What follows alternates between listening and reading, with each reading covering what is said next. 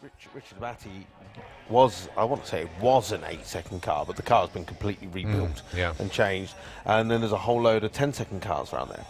So yeah, but they're all going to run. Everyone's going to run, and they're going to be out in the morning. So, but it's going to be exciting to see what people do. And don't forget, redzonesports.bet.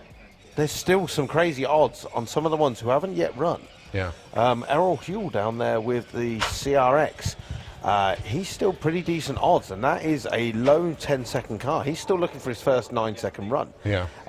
You've got Ben Smith with the TDI Mark II, again, another 10, 11-second car.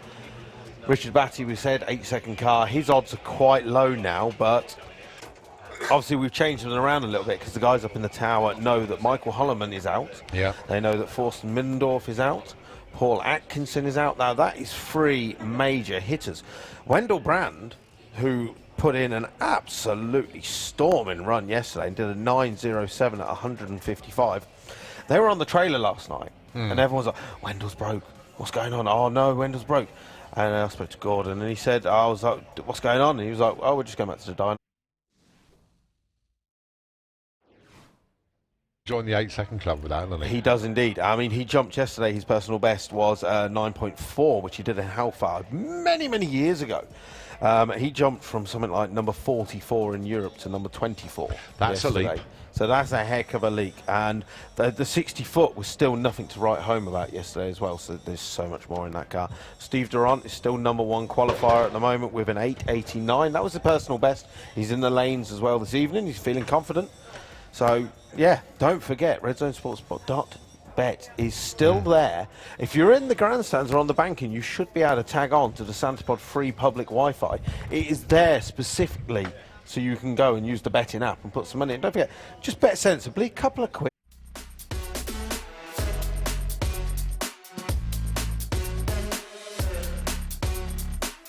So here we... Yeah, is that better? Yeah, start okay. now? That was the clapper ball going down. Yeah. Right, okay, Right. let's start. Tell me about the car, Chris. Right. 1998 Dodge Viper GTS. That's how it started life. Totally different body, carbon fibre body, purpose-built tube chassis, full Pro Mod specification, 526 Hemi, supercharged on methanol, built by Mike Janis out of Buffalo in New York. About, in this state of tune, 2800 horsepower. Very conservative setting because we're still learning. What else can I tell you? Tell me about the colour. It's purple. And it's lovely, isn't it? No, it's purple and Purple and yellow. and Red. yeah, we got there. Look, what other colours? Bits of silver and rusty metal as well, you know. So See, that's what we like. That's what we like talking about. there's the front there, look, you can see. What's your best time, Chris? So far 6:48, but that was on an aborted run. I hit the 1,000-foot lights, and I was on probably going quicker than that. Fastest legitimate run was 6:71, 221 mile an hour. So I've got a good mile an hour. Transmission is it's a quick drive auto unit with a converter, a 3-speed B&J big boy, and a big Mark Williams modular axle in the back. So it's fairly well bulletproof. Launch it on a trans brake like you would on a power glide or a torque flight on a bracket car, you know. So it's all there's no clutch, so I've got less to muck about with clutch wise and clutch tuning. Although you can get a more violent launch with a clutch, but more prone to break things. Exactly, and you just want to go out there, have some fun. That's the main thing. People who've got clutch cars, they played with them for years and still haven't perfected the art of using them yet, you know. So what else can I tell you? Anything you want. Just keep going. It's interesting information. Just keep going. Do you want to hold the microphone? Would that make you feel more comfortable? What is he just gonna stand there? Yeah, just keep going. Right. Step out of shot. Just keep going. So I've got the crew here. This is oh look, they've all run away now. This is Darren, my I was going to say my niece, my nephew, and the other two are. That's James at the back with the cap on. Martin. The two guys, Angela, my wife, the good lady. She's the Carl. Don't forget Carl. Carl. Sorry, yeah, there's Carl. And we've got, what else can I tell you? Who's under the car? That's Brian, Dangerous Brian, the US Air Force F-15 mechanic, believe it or not. And he's the one we let lie in the dirt to get dirty, because I can talk, look, you know. But the car was built in 2007 originally. It was finished, and I ran it with a. I need to speak to this mic, don't I? Yeah. I ran it with a normally aspirated 600-inch Hemi, just a carbureted Hemi. It ran mid-sevens, 770s, 780s, with a 2-speed power glide behind it. And that all blew up. And it developed into this, you know, 5 years later, and many thousands of pounds later. And it just run away with itself. It went a bit wild, yeah. Well, hopefully we can get you doing some runs tomorrow. I sincerely hope so. Yeah, I mean, we should have gone out yesterday, but we had nothing but trouble. The car's ready to go, really, with that starter motor on there now. So. Good. Well, good luck for the weekend. Yeah, thank you very much, guys. Yeah. Right, yeah. If you want any more info, come back late when we're all jubilant when we've run a personal best.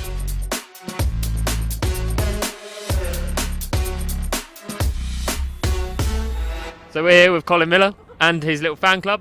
So this is, and your name is? Colin Miller. Ben Levy. Kyle Levy. And Patrick Levy. They're not your kids, are they? No, they're not. No, they're from the Doorslammers. Oh, okay. So you're obviously from Scotland, and you're from? Ireland. Ireland. So what car have you got? I've got the Flying Fifer, and it's obviously sitting behind you. It's a lean out shot. Yeah. And what car have you got? The Barnstormer. And that car is? That is at home, and it's in Ireland, and it's an Angler.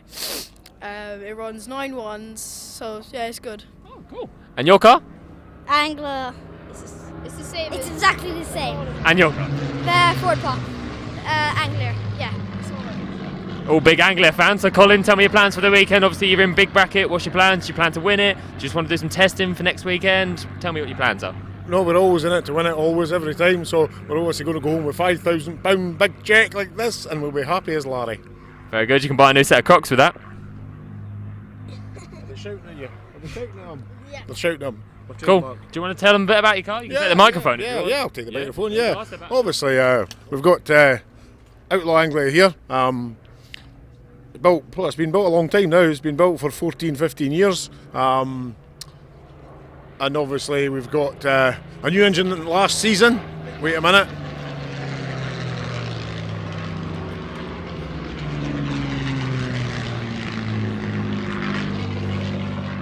That's better. So last year we pushed it a wee bit nitrous, running some good numbers, but turned up last weekend for Outlaw Anglia and NSRA Nostalgia Nationals. Fantastic weather, fantastic track. Probably the best racing I would say that's Outlaw Anglia's ever had. Obviously I run a 730, but didn't take the record as I didn't back it up. All the respect goes to Simon Barlow, who took the miles per hour record, and he also took the ET record. So great weekend, great racing. Well, this weekend obviously we're under the weather a wee bit, as we can see, but hopefully this afternoon we'll get out at some point and we'll have fun. And again, I believe tomorrow's going to be good weather, so hopefully good racing tomorrow. Obviously, yes, everybody's looking at the money and I'm looking at the money, so yeah, I'm going to try and win if I can. If I can't, sit on the bank, have a beer and watch the professional boys. Thank you very much. Can I come back in now? Yeah, of course you can. Thank you very much. See you later.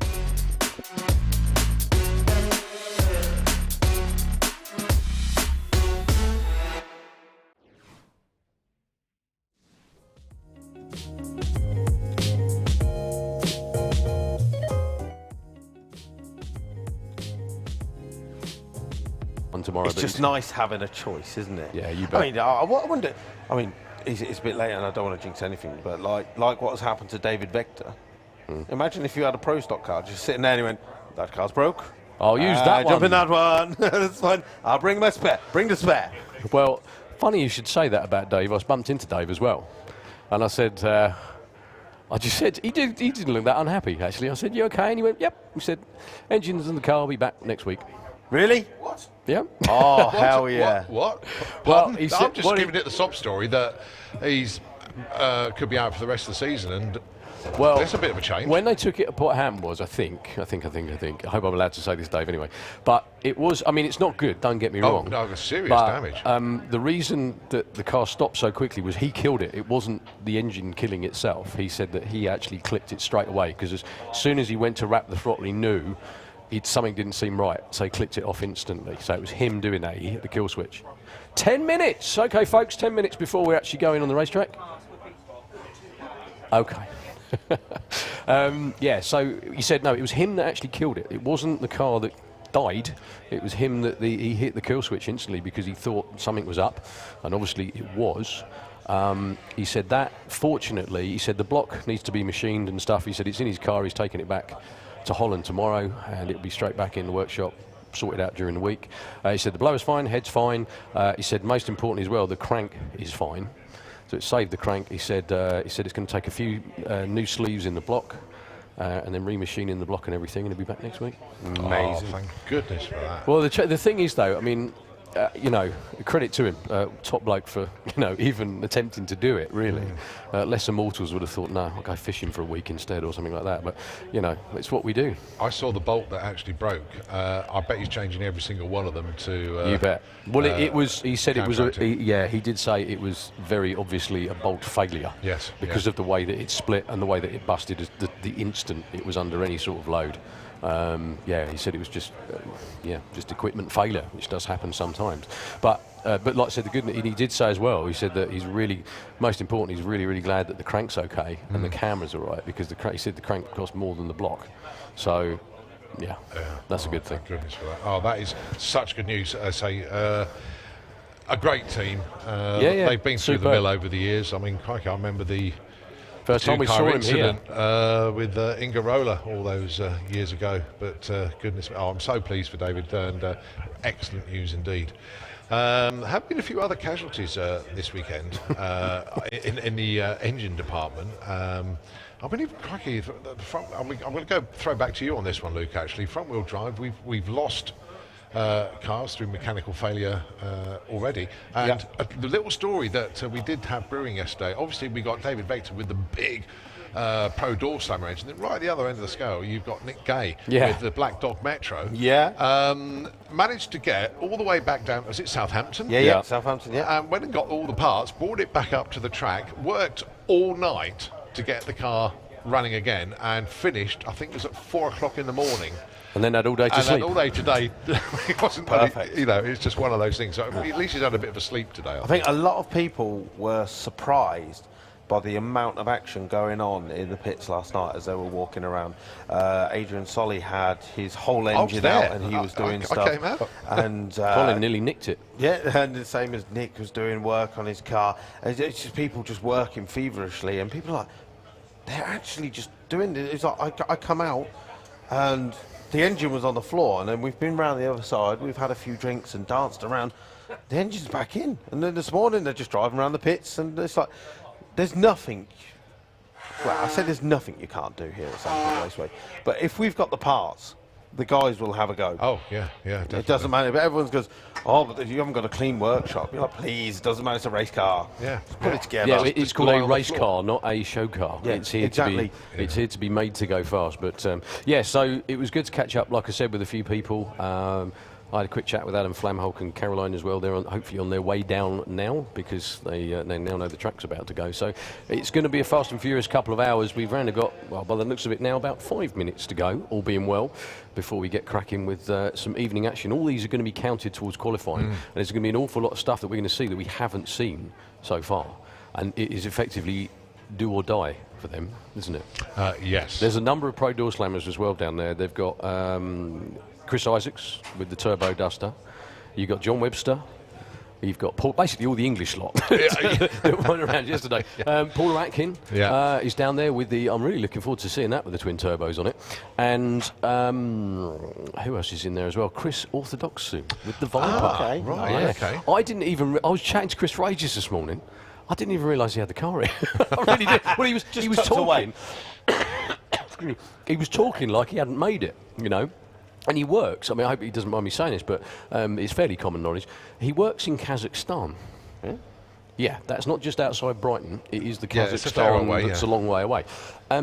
And he works for a block of time and then comes home for a couple of weeks, works for another block of time and comes home for a couple of weeks. Kind of like you two do in reverse with working here. Yeah. You just come and live here for like 3 or 4 weeks and then go home for a couple, you know what I mean? Or not at all, probably. But anyway, yeah, that's what he does. And so he had to sort of had a mad scramble. The Robinsons have had 3 cars in there this week, getting various bits and bobs sorted for this weekend. That was one of them. And Chris nipped down there, picked the car up, got it back, had a bunch of stuff to do to get it ready again for this weekend, and he was working on it all day yesterday. Again, I had like half-hour chat with him. I didn't even realise he was here with the car because we were standing next to John Teppenham's car having a chat. And yeah, anyway, so he's in the lanes too. So there's going to be hopefully a bunch more of them on the way down too. It's going to be frantic, isn't it? I think we're trying. Obviously, I think probably the drivers themselves will be made aware that look, we want to rattle through you guys as quickly as possible. Go into stage and get on with it. Just get on with it. No pussyfooting if anyone's out there listening, short burnouts into stage go. We've got loads of stuff to get, please, because we've got loads of everybody's in the same boat. They all want to go, and we've only going to have less than 2 hours to get everybody that wants to play through. I am absolutely loving that the grandstand is just getting chock-a-block. And there was so many people, as we said earlier. And exercising as well. Well, yeah, do that again. Go on, that's it. That's Sean. you want one of those, do you? Is that Jacob? No. No, it's not. No, it's somebody else. No, okay. no, no. I love that. He was nodding the whole time and then just went, who? And looked over his shoulder. No, That's not me. Oh, dear. Oh, it is. No, that's Falco. Oh, it's Falco. That's All right. Falco. Oh, I love all-wheel drive. Oh, yeah, okay. But yeah, exactly. That's what I was saying. This is a fully international event, not just for racers, but for fans. Yeah, yeah. You bet. I've spoken to so many people from so many different countries this weekend. There were so many people. Did who any of them actually- understand who- it? No, but somebody actually left this afternoon disappointed, going, we didn't see any racing. And then they've seen a couple of videos and a couple of people chatting, and then start getting messages going, "Are you racing this afternoon?" It was like, "Yeah, we are." And they're like, "Okay, we're coming back. We're coming back." So I mean, we could do a little straw poll. I mean, we know we've got a load of English people here, but grandstand and banking. Should we say, have we got any Germans in the grandstand? Hands up, any Germans out there? There's a few hands They're popping not up. putting their hands up, There's a couple of people waving. There we go. Yes! Falco, stand your ass up. Yes, there you go. Right. Oh, he's got one of the T-shirts on as well. That's it. Okay, have we got any French people out there? Oh, they're all hiding. No one's admitting to it, that's you see. typical. I don't think Typical, the French are hiding.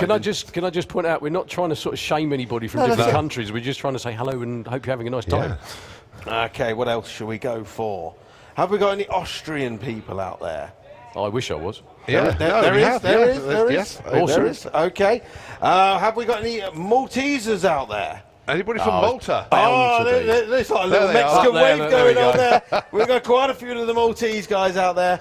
Okay, swing it all around. Have we got any American people out there? I know there's a couple of people. Oh, from right at the Texas. top of the There's a couple of grandstand people. there. I think he's just drunk. He's waving at anything. Okay, just to finish it off, have we got any English people out there? Just to make sure they're listening. That's it. Yeah. There's You're not all too drunk. All the people that didn't put their hands up, we'd like to know where you actually come from then, because we've done. Right, listen, are you from Scandinavia? Hands up from Oh, good Scandinavia. point, good So point. Sweden, Finland, and Yeah. Norway. Yeah, a few Excellent. Scandinavians here supporting all your. There's a few children in the Doorslammers. corner. They're like, yes, no. They're undecided. I think they'd like to live there, they just don't. That's it. all it is. One very quick announcement as well, just as a courtesy to everybody sitting in the grandstands, everybody standing down the front, anybody that's sitting behind you won't be able to see, folks, please. So if you wouldn't mind taking a seat, we normally make that announcement when racing starts, but we are just about to get going. Yeah. So everybody standing at the front, please, as a courtesy to everybody sitting behind you. There are plenty of seats. Have a look round. Yeah. If you wouldn't mind, please sitting down. Don't worry, we will make that announcement again come racing time. But any folks hanging over the barrier at the front, if you wouldn't mind, please taking a seat. That would be awesome, so everyone can see. And I don't know if you've noticed on the start line, some of our start line crew are starting to get into position. which is always a good I'm thing. looking into the lanes and I can see Paul giving a little thumbs up and a little wiggle of a steering wheel to Which all of our means- guys in the pairing lanes. This is very important, and this is probably the right time to say this. But Carol and Carl in race control have asked me to say a massive thank you to all the marshals and the track crew for the sterling work today to get this place ready so that you can watch some racing out there. So from everybody in the tower to all of our track crew out there. Yeah, who've you been bet. Give working them a big round of feverishly. applause. Give Come them on. a huge round of applause, Yeah, please. Thank they you have- so much indeed. They have not stopped all day, as you've noticed. A lot of you actually saying that. Give yourself a round of applause. There's quite a few of you been sat there all day waiting. To be honest, that's true. Yeah, you UK bet. fans, the most hardcore. Oh, you bet. Well, that's why. Funny enough, actually, that's why a lot of the Scandinavian, all countries around Europe, they love coming here because it's a fun place to be. It's just like having a party with about 2,000 or 3,000 of your close personal friends and not wanting to go home after the weekend, basically. Another quick announcement as well. Transit Mania have got a light show at 9 p.m. tonight. So when racing finishes, I think, well, all being well, we're going to be running till 9 o'clock.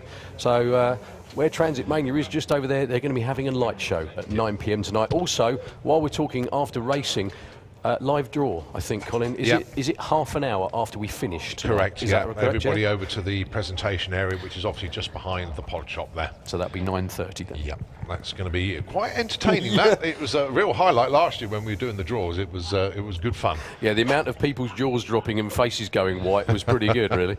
I can't wait for that. It's going to be great fun. Right, well, the jet, I think, is just heading down the last part of the shutdown area. And I think we are pretty much there. Start line crew just getting themselves ready. Dave Warren looks like he's going to be looking after the magic button down there, which runs the tree for us. And the fire crew are going back on station, and the ambulance too. So it's always a good sign. Well, I'm just looking on to the SantaPod page to see if the live stream will be going live, because obviously that's going to go live for the racing, and it'll also say live for the draw as well. That is all going to be televised. It's going to be proper busy down there. And once we finish racing, we urge not just the racers, but all the fans to come and see that live draw and get as many people down there as possible. Oh, yeah. They're starting to get busy, and everyone's just finding these random faces turning up. Yeah, there are. Jeez, he never even had facial hair last time I saw him. Well, unfortunately, we don't have a Wiltshire muffler on our microphone, so we can still hear you, Andy. Good to see you, sir. Eleanor Alcock is 13 years old today, and the guy would like it mentioned. I think they just heard it. I think everybody from here to Australia... We're live, so I think everybody from here to Australia heard it. So it's Eleanor Alcock, yeah? Yes. Is that right? Yes, 13th birthday. Yes. Okay, very, very happy birthday from everyone up here. Hope your day's about to get a lot better, actually, because we're about to show you some racing. All being well. Is that right? It's live, Luke? It is now live on SantaPod Raceway's Facebook page and the YouTube channel. So all of your friends, if someone's gone home, make sure you send them this and go, aha, I hung around. I'm sensible. Yeah, I'm starting to get messages through that everybody's tuned in. Hi to Sam, who's just messaged us. Yeah, I know you're watching. I know everybody's watching. This is going to be I don't know how this quite works, folks, but I'm actually feeling warm for the first time in the last 2 days. We're Look, sitting up here we in all matched. T-shirts. That's the first time we've all matched properly today. Yeah, we all. Do you know what? You You just couldn't boys tell need us. to man up and get some shorts. You couldn't tell us apart, could you? Really? No. You need to man up and get some legs, man. Those are not an excuse for legs. These are beautiful legs. They're tree trunks, mate. Well, you know. Man be working out. Buffmaster and all that. Something like that. Here we go then. The first car's rolling around underneath the tower. We got a whole mix of great stuff. What do we got? To show you. VW versus Honda. So, Errol Huell with the Honda CRX turbocharged. They're making some noise, yes! Yeah, finally, your patience is rewarded. So, are we going to see Errol Huell's first ever 9-second run? Ben is looking to go into the 10s with the TDI Mark II Golf. Both of these want to get from A to B, so they get qualified and into tomorrow's race. Yeah, that is the most, well, the raison d'etre for everyone being here, to be honest with you. That's the one thing they want to be doing. All right, just holding before we get the go signal on the tree. There we go. And as you can tell, going into stage burnouts is going to be quick and frantic for this evening.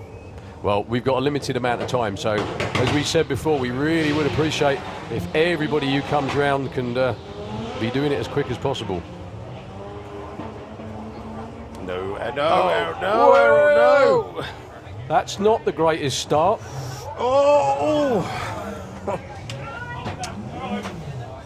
Well, that's certainly not what we wanted to happen at all. Right, well, obviously we're going to be on hold straight away. Obviously an incident at the top end. Right, ladies and gentlemen, well, unfortunately we are going to be on hold just for the time being. We will be back with you as soon as we possibly can. But Nitro FM 96.2, if you can please take it away, and we'll keep you updated as soon as possible. Thank you very much indeed.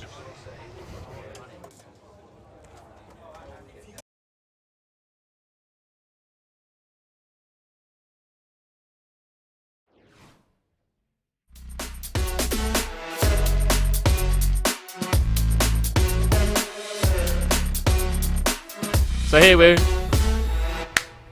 Yeah, is that better? Yeah, Start okay. now? That was the clapper ball going down. Yeah. Right, okay. Right. Right, let's start. Tell me about the car, Chris. Right, 1998 Dodge Viper GTS. That's how it started life. Totally different body, carbon fibre body, purpose-built tube chassis, full Pro Mod specification, 526 Hemi, supercharged on methanol, built by Mike Janis out of Buffalo in New York. About, in this state of tune, 2800 horsepower. Very conservative setting because we're still learning. What else can I tell you? Tell me about the colour. It's purple And? and it's lovely, isn't it? No, it's purple and? Purple and yellow And? red. Yeah, we got there. Look. What other colours? Bits of silver and rusty metal as well, you know. So See, that's what we like. That's what we like talking there's about. the front there, look, you can see. What's your best time, Chris? So far 6:48, but that was on an aborted run. I hit the 1,000-foot lights, and I was on probably going quicker than that. Fastest legitimate run was 6:71, 221 mile an hour. So I've got a good mile an hour. Transmission is it's a quick drive auto unit with a converter, a 3-speed B&J big boy, and a big Mark Williams modular axle in the back. So it's fairly well bulletproof. Launch it on a trans brake like you would on a power glide or a torque flight on a bracket car, you know. So it's all there's no clutch, so I've got less to muck about with clutch wise and clutch tuning. Although you can get a more violent launch with a clutch, but more prone to break things. Exactly, and you just want to go out there, have some fun. That's the main thing. People who've got clutch cars, they played with them for years and still haven't perfected the art of using them yet, you know. So what else can I tell you? Anything you want. Just keep going. It's interesting information. Just keep going. Do you want to hold the microphone? Will that make you feel more comfortable? What is he just gonna stand there? Yeah, just keep going. Right. Out a shot. Just keep going. So I've got the crew here. This is oh look, they've all run away now. This is Darren, my I was going to say my niece, my nephew, and the other two are. That's James at the back with the cap on. Martin. The two guys. Angela, my wife, the good lady. She's the. Carl, sorry, yeah, there's Carl. And we've got what else can I tell you? Who's under the car? That's Brian, Dangerous Brian, the US Air Force F-15 mechanic, believe it or not. And he's the one we let lie in the dirt to get dirty because I can talk, look, you know. But the car was built in 2007 originally. It was finished, and I ran it with a. I need to speak to this mic, don't I? Yeah. I ran it with a normally aspirated 600-inch Hemi, just a carbureted Hemi. It ran mid-sevens, 770s, 780s, with a 2-speed power glide behind it. And that all blew up, and it developed into this. You know, 5 years later, and many thousands of pounds later. And just run away with itself. It went a bit wild, yeah. Well, hopefully we can get you doing some runs tomorrow. I sincerely hope so. Yeah, I mean we should have gone out yesterday, but we had nothing but trouble. The car's ready to go, really, with that starter motor on there now. So Good. Well, good luck for the weekend. yeah, thank you very much, guys. Yeah, Right, yeah. if you want any more info, come back late when we're all jubilant when we've run a personal best.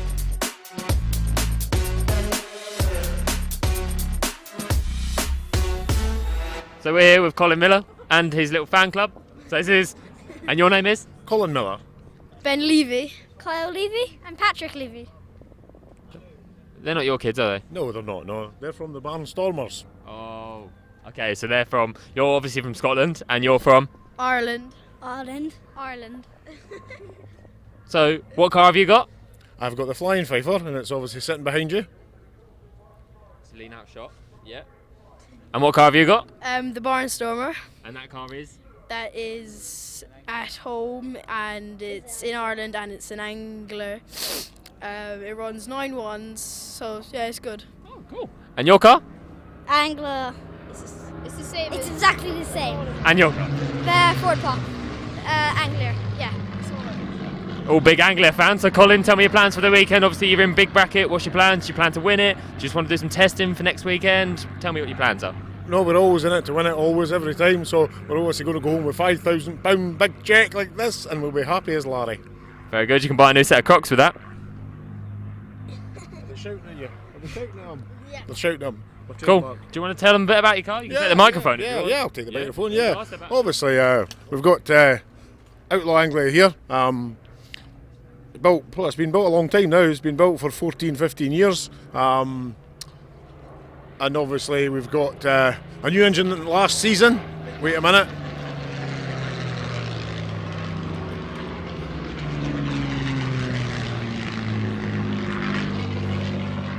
That's better. So last year we pushed it a wee bit nitrous, running some good numbers, but turned up last weekend for Outlaw Anglia and NSRA Nostalgia Nationals. Fantastic weather, fantastic track. Probably the best racing I would say that's Outlaw Anglia's ever had.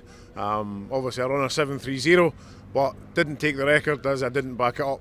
All the respect goes to Simon Barlow, who took the miles per hour record, and he also took the ET record. So great weekend, great racing. Well, this weekend obviously we're under the weather a wee bit, as we can see, but hopefully this afternoon we'll get out at some point and we'll have fun. And again, I believe tomorrow's going to be good weather, so hopefully good racing tomorrow. Obviously, yes, everybody's looking at the money and I'm looking at the money, so yeah, I'm going to try and win if I can. If I can't, sit on the bank, have a beer and watch the professional boys. Thank you very much. Can I come back in now? Yeah, of course you can. Thank you very much. See you later.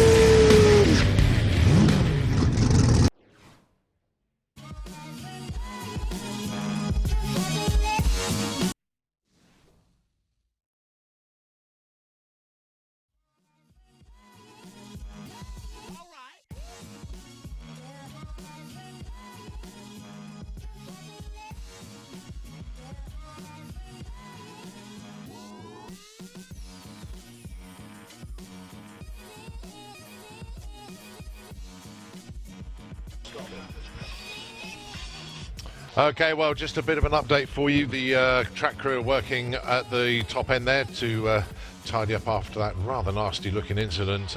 Driver out of the car walked straight to the ambulance, as already been mentioned. The clean-up operation has begun. The car has actually been removed from the track, and that is away. No, it's maybe it's all right. Oh. The car has disappeared, so the track crew are just working up to clean the fluid. What we assume, or we saw happen there, it looks like a hose split and dumped a lot of fluid whilst the car was under power, and basically it skated around on that and unfortunately just clipped the blocks and then tagged the wall backwards just past the stripe. So obviously we don't have any times or speeds or anything for that because it did wipe out the timing blocks at the top ends. But we are in a clear-up operation at the moment. It was such a shame as obviously we're losing a chunk of time. We'll give you an indication of how long this clean-up is going to take, and we will come back to you as soon as we know. But obviously we need to be 100% ready. 99% ain't good enough for this track, is it? Definitely not. So good to see Andreas down there on the start line. Andreas, give us a wave if you can hear me. He can't hear me. No, he can't. Not through that beard, I don't think. Definitely not. It's really funny. I went and had a chat with him earlier, and I walked into the pit, and one of the crew guys looked at me and they said, and I said, and all I did was went like that. And he went, he's in there. Where's the beard? Absolutely that. So, yeah, the track crew doing their thing just past the finish line. The car's already been moved. They're good to see that a lot of them are back on station already. They're doing their thing with the shoe, which is the clean-up machine you can see there in the red lane just before the finish line. What that does is it puts it's a mixture of fluids, isn't it? Yeah. Which actually clean up any oily substance or anything like that that's on the racing surface and suck it back up again to try and get it up as quickly as is physically possible. Yeah. And then what the tractor does is that once all that's gone, it drags fresh rubber over the top of the surface, and we should be good to go racing again. Anyway, hopefully around about 5 to 10 minutes, maybe something like that. Well, obviously, as soon as we're ready to go, we'll let you know. Basically, you'll hear engines fire up behind us, but we'll keep you abreast of the situation as it evolves at the top end. We are just about to find out, hopefully. Yeah, we were just saying perfect timing, it shouldn't be too much longer. However, no more than 20 minutes. Okay, no problem. Well, it does look like, I mean, they're doing a bang-on job. Just very quickly, Mr. B, there we go. We heard you up there talking to all the racers, obviously, earlier. Keith Bartlett, CEO of Trackback and the boss here at Sandspod Raceway. First of all, you're our track crew. Yeah, they've done a fantastic job. I mean, I've seen this situation so many times before. It rains all day. You just think you're going to get the track dry. It rains again. The spectators are fantastic. They wait. The track crew have done a fantastic job. Your first pair come out and all down, crash. I've seen it 100 times before. And it's really frustrating. The whole day's been really frustrating. But, yeah, the track crew are doing a great job. And today, it's very difficult when you're better off with really heavy showers. They stop and wind. We've had not heavy showers, we've had constant drizzle and we've had no wind. And yet at Poddington, just less than 1 kilometre away, it's been dry most of the day. In Wellingborough, it's been totally dry. This has got its own very special weather. However, I think Bedford was underwater at some point, so and that's only just down there. So yeah, well some did cop it as well, but it was just unfortunate. Well, no, it's never nice that anyone gets wet. But the thing is you run events every weekend. It's going to happen at some point, isn't it? That you're going to have the days. You just can't. You can't have that many consecutive good days. But we've had we've had a lot of rain this year, but that's to be expected in February and March. We run very early in the season. Not many tracks would do that, so you have to expect it. And you're right, with a number of events you must expect some to get it. Perhaps the good news about today, if there is to be any good news, tomorrow is just going to be awesome. Mental. We've now doubled the bracket money. You know, you've got bracket cars that race normally for somewhere between £80 to £240. Someone's going to walk away with £10,000 tomorrow night. Provided they pony up the cash, yeah? Yeah, well, they would do, wouldn't you? And then the thing is that even the runner-up will walk away with £4,000. You know, these are guys that run for £50. Yeah. So that's exciting. Pro Doorslammers has come down to do or die now. You've just got to come out and do it. Yeah. So, and if the weather, if I'm right, I mean, God, I didn't expect the rain today wasn't forecast at all. No. Tomorrow nothing. is supposed to be, Zilch. if you look up in the sky, this is what we're supposed to have tomorrow. Just press pause, shall we? Yeah. That'll do. Just press pause on the weather right now. If we have this weather and the temperature keeps some warmth in the track, Yeah. I It'll be don't real want to good. make up for today, but we're in for a hell of an awesome day tomorrow. Well, the other thing as well, the temperature is warmer today than it was yesterday. Much it was warmer. quite chilly, Yeah, to say the much least, warmer. yesterday. The track was 64 yesterday. Even without the sun today, it reached 75. And How about once that? we can get to, if you can get the track to anywhere, a concrete track like this, anywhere from 80 degrees upwards, it's good. 92 is just absolutely the optimum, perfect level, which we had at Easter, of course. Yeah. Yeah.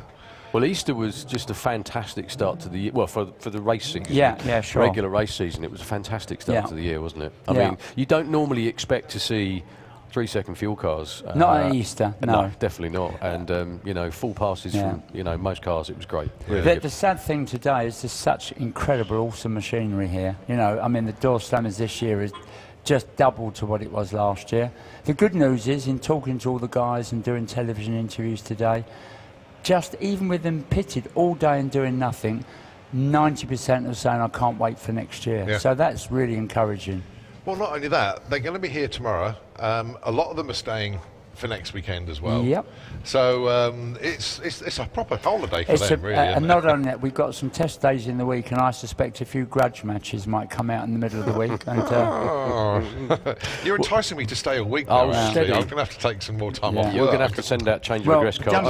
forget, you've got the majority of the pro mods that are here will be staying. All the top Doorslammers are staying. Yeah. So you've got test day, and midweek will be another Swedish invasion. Oh, and, goodness me. and there's one or two cars, for example, Matthias Volken here this weekend.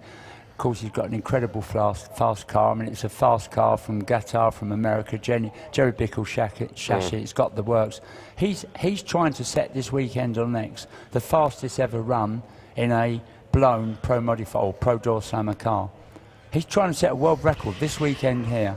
Is that- Or you've got- next weekend. Yeah. Well, that's a good thing. He's got 2 weekends to do it. Yeah. Yeah. I must admit, by the looks of it, the time we've been chatting, they're nearly done. They're at the nearly top end. done, They yeah. are just fantastic. Yeah. I mean, it does show that they are a full-time crew, doesn't Yeah, it? yeah, they are. We are a full-time company. I know everyone sort of, or other tracks go to me, I can't believe how many staff you've got, I can't believe you've got, I mean, we've got, just to run this track, 47 full-time staff and 200 part-time staff. It's a big stuff. It is. But we run 49 events a year. It's a lot. 49? Yep, 49 this year. That is staggering. You don't like weekends off then? Don't get many. Well, that's why I've got the whole family racing. Yeah, now. it's good. With Well, the- they all come and play They're together all- with their they're next all, weekend, aren't Next they? weekend, the two girls are racing in junior, modified, and Suzanne will be in her first competitive top. She raced at Easter, of course, but she'll be in competition next week in Top Fuel, so that'll be good. You're going to be all over the place next weekend. You've got your family racing, you've got the business run. concerns Yeah, to the run. event Yeah, to run. I've got worldwide and I know you television keep an eye on coverage. the event. You're going to be pulled all The over only the thing place. that's missing, I'm not racing and I'm buying all these people's cars and I've got no time to drive them. That's a very good point, actually. You do have a small collection I've now, got a don't very you? good collection. now, Yeah. I promised myself that I would race the Comet and Doorslammers this year in a pro street, but or true Well, street, really. I did have a but- suggestion to but- your yeah, good but- lady. She told you, Yeah, did she? yeah. So, but I think next year, if John Webster can give me the right tuition, because I've never raced a turbo car Yeah. before, especially with a small block in it. That it's a seven. What is it? Run 720. 7.4s, I think, or 7.3s, I think. Yeah. Big so, speeds as you know, well. I can handle a 9 or 10 second car street. You know, body cars. You go down to 7 seconds, it's a whole other ball game. It's a lot different. There's a lot to hang on to. It's a as lot well. to hang on to, Yeah, and yeah, you need to bet. drive it. So, but I'll be there. I can't wait for that. So That's gonna be great. just while you're here, if you don't mind, we've only got a couple of moments. They are just finishing up at the top, folks. Where do you see this event going in years to come? I know there's always a 5-year plan at least, isn't there? I said this would take 3 years to establish. Last year everyone was blown away with the size of it. This year the entries are double. I think next year it will increase again.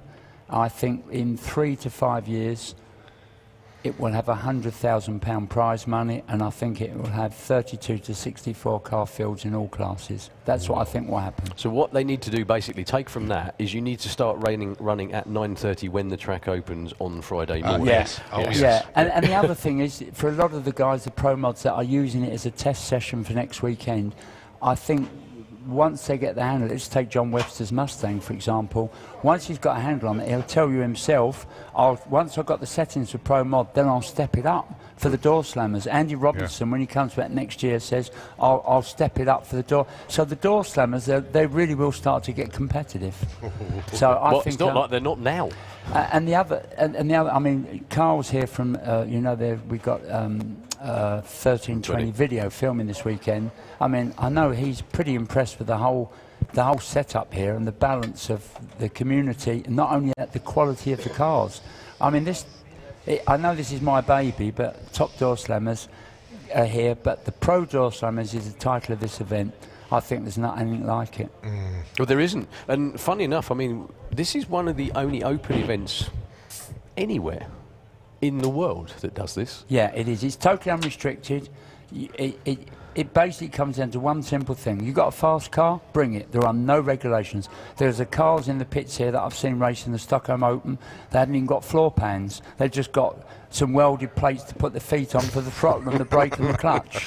And do you know what? They're really fast. But before everyone thinks, oh, they're going to walk the floor, they're all used to 1/8 racing on the streets. They've now got to run a quarter of a mile on the track. It's a very different ball game. Yeah. And if you saw on yesterday, some of the Top Doorslammers that haven't run the quarter of a mile ever, they were locking up and they were really going up the 8th, and suddenly bang, they were off it. Yeah. You know, it's no foregone conclusion that a Top Doorslammer is going to win. Look at last year.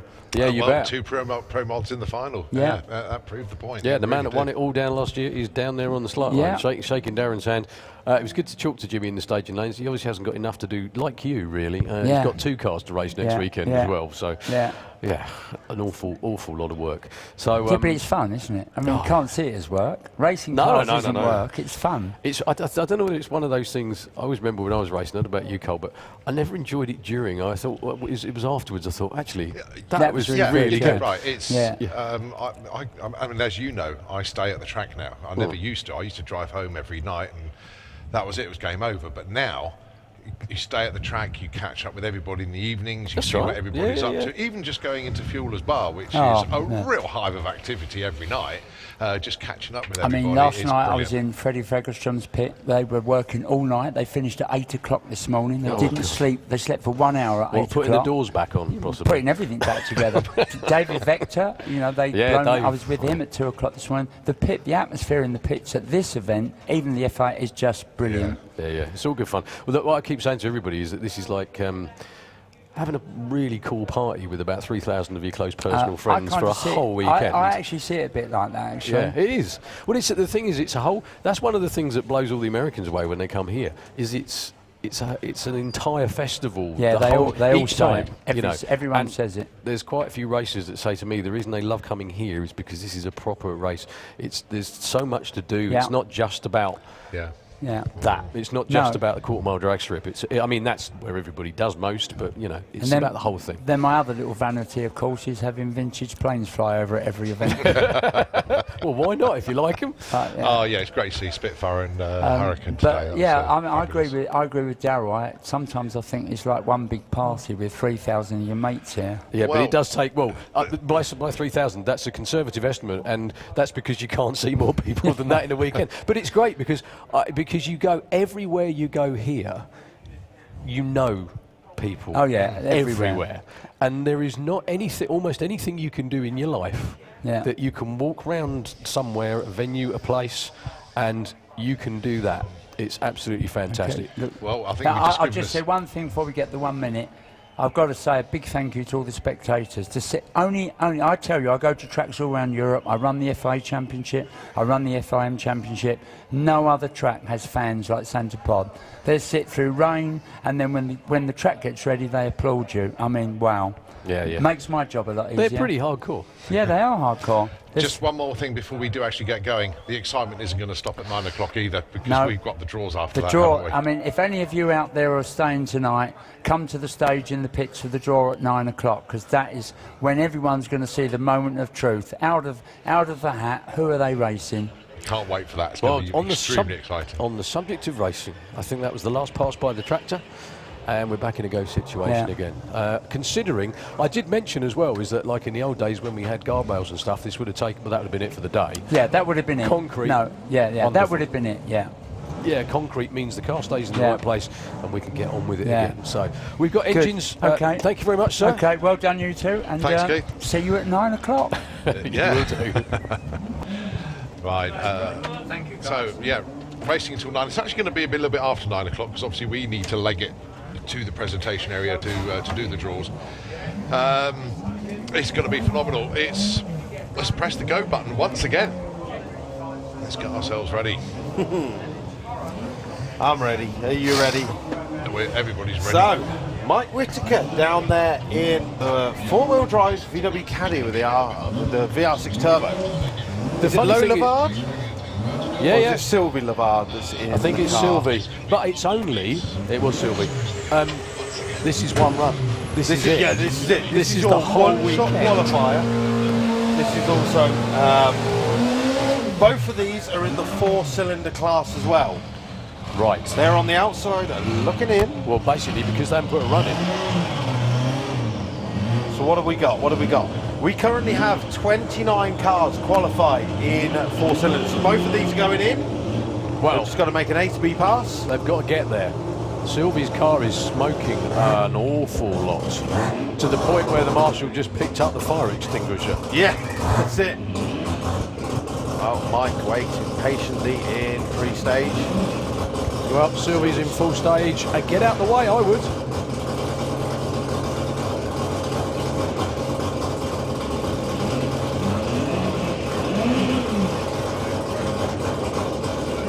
Okay, so Mike is off doing an A to B run. That looks like he's just taking it nice and easy. He's going to go through with a 1290 and 120. That car can usually go down into the 10s, but he just wants to be in the show. Right, unfortunately, no, it's not Sylvie is gonna being happen. shut off. Okay, so Jürgen Valens down there with the JM Import Lamborghini twin turbo, capable of going down into the low 9s. Like I said earlier, he is probably going to do exactly the same as Mike, go A to B, get himself into the show. That thing goes like poo off a stick, doesn't it? does. Really is. It's quite unbelievable. Who's that? Is that? James Williday below us. Yeah, James. I don't know. Same if it's situation as always- last year. Exactly. So James got to Same situation as last year. He's had not a qualified. terrible weekend so far. Still on fire, so that's good. So, both of these looking to get in their classes. James Williday is in the 6-cylinder class, although he has a rotary engine, but that is in the 6-cylinder class. Jürgen Valens is in the True Street class, so he's in his road legal Lamborghini. This is the gentleman I said yesterday who drove from Newcastle in his Lamborghini and asked, can someone bring some fuel for him because he couldn't bring it in the car? Lamborghini problems. Absolutely that. Well, he needs to James Williday, last time I looked, was 50-1. If this all goes together, Well, it could change everything. Mr. Red Zone down there is like hovering over going, I could change this, I could change this. But again, both cars looking A to B.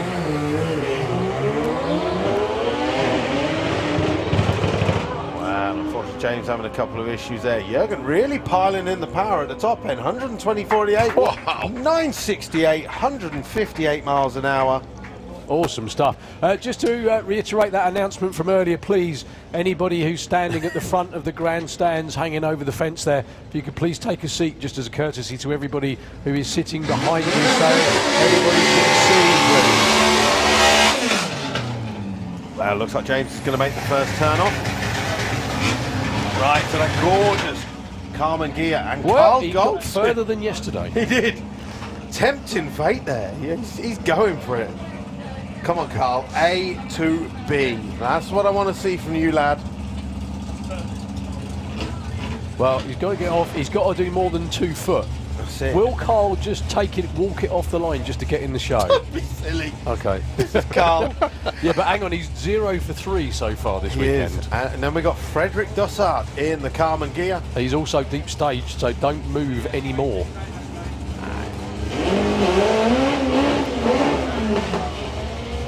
Well, Vauxhall neutrals for Frederick, unfortunate on that absolutely gorgeous, freshly built Carman gear. Carl's going to get there to the finish line, 10.95, 135. He'll be happy with that. Well, that's a lot of work just That to is do good that. enough. That really is, but that'll make it all worthwhile, I think. That's good enough to slot him into 6. No, I'm looking at 4-wheel drive, aren't I? Where would that put him? You can see the keenness of everybody tonight. Oh, Even if a 100%. car just gets stuck on the track, it's everybody out there push it back as quickly as we can. We've obviously got the pairing lanes full Can of we cars this just evening. pretend tonight that I we're even a think pub? that's Sylvie Lepard at the front there, guiding him back. So that was she's good. got out of her race car and she's now helping Frederick. Well, yeah. Can we just can we just put the pretend clocks back? Yeah, pretend we're a pub and say up to 11, 11:30, Yeah, something let's that'd be go for great. it. Yeah, let's do it. It's funny, isn't it? Because how everyone sits around all day waiting and waiting, and all of a sudden when it starts happening, everybody just goes, finally. Yeah, that's it. I mean, there's a lot of finally moments here.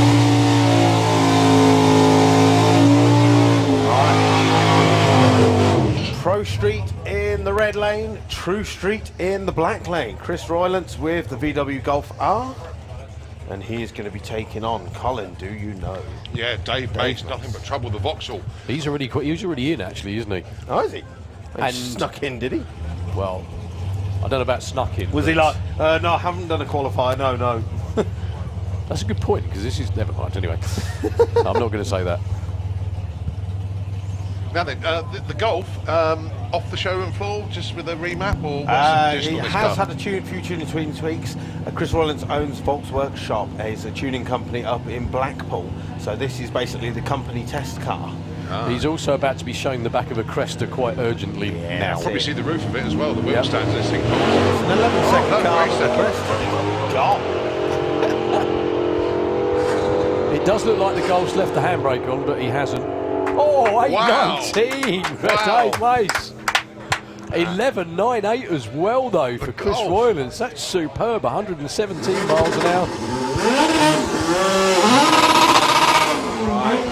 Dan Frost, the lumberjack, tried to cut down our tree last night. He's going to be looking to He go had a damn straight. good go at it, didn't Now, he? for some people, I don't need to give an introduction for Jose San Martin, or as many people will know as Echo Fractal. Watch this Mark II Golf. Feel free to watch, most probably, both doors. Right, okay, so it's going to be dancing all over It the is place. a yeah. dancing VW Four-wheel Golf. drive, yeah? Yeah, four-wheel drive, R30, around about 1,200 horsepower. Anything but straight, usually. Changed the DSG over the winter, so he doesn't have to change gears manually. It's all done on the shifter.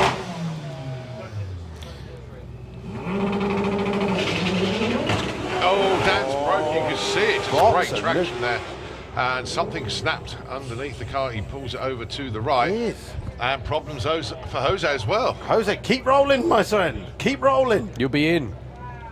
He's not- got to get there. Come on. It's like Cool Runnings. I got to finish the race, man. Get out and push.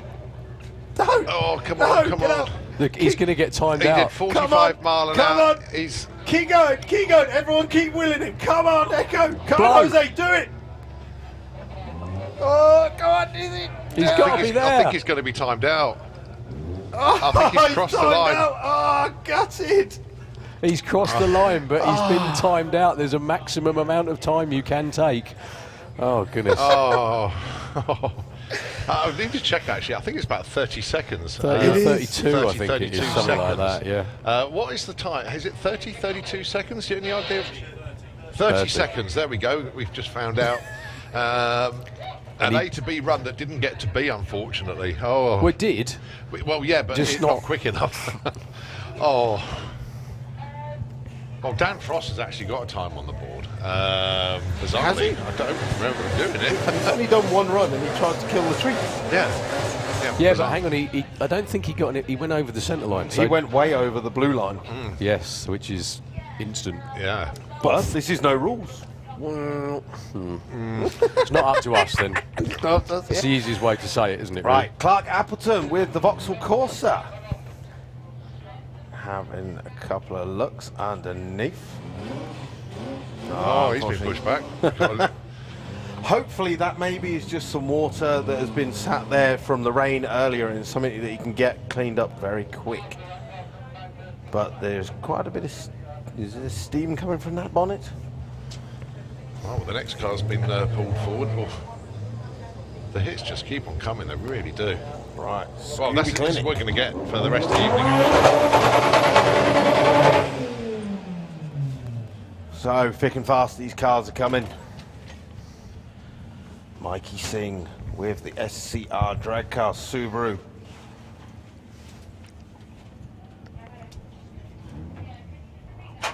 Again, solo run, these cars have got to make the pass. One-shot qualifier. And almost everything you're seeing at the moment hasn't put in a run yet. Nope. And plenty of them still haven't. And I don't think we'll get the chance to.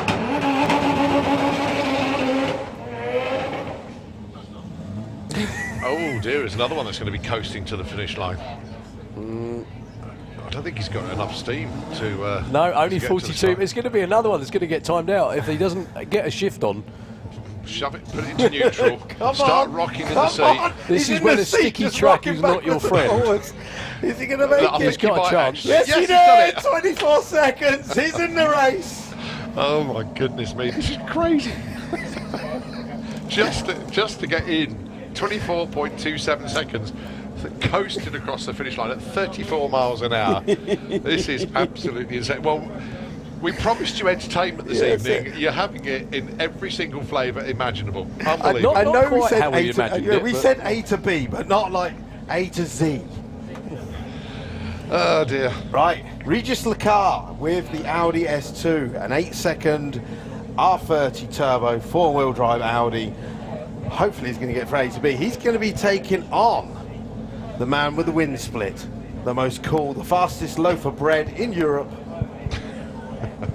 I like you've actually got the plug-in for the electric out the side of it as well. Is that right? Or is Yeah. that the door? I beg your pardon, that's the door hinge. It looks like a plug-in from here. It's so good to see this van back. A few years ago, European Bug-In, they were having a little bit too much fun in the burnout box and did donuts. And obviously this is a rare van, and he put it on his side. Getting a little bit too exuberant. So just a little bit of a clean-up in the red lane at the moment. Not going to take very long at all. Good. Basically, the sheer amount of well, front-wheel drive lack of adhesion with the thing bouncing all over the place probably shook some fluid out of it. Not an actual spillage as such, but it's actually shaken a few bits out. So that's what they're doing at the moment, just clearing up a few odd spots out there. So I'm looking at the head of the lanes. It's nice to see Mark Biggest stayed with us. Yeah, he was trying to go desperately home. trying to get out the lanes, wasn't he? Good job he stayed in Maybe he's just decided the quickest way out is to go down the drag strip. Yeah, just stayed in the queue to get out the way. Yeah, that's it. Oh. Okay, then thumbs up. Next pair. As you said, Regis Lacar in the black lane. Pascal in our red lane with the wind split.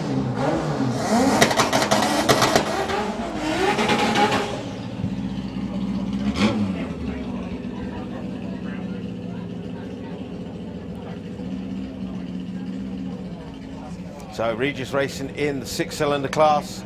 Pascal is in the 4-cylinder class, which, let's be honest, it's around about 60% air-cooled. Purge of the nitrous.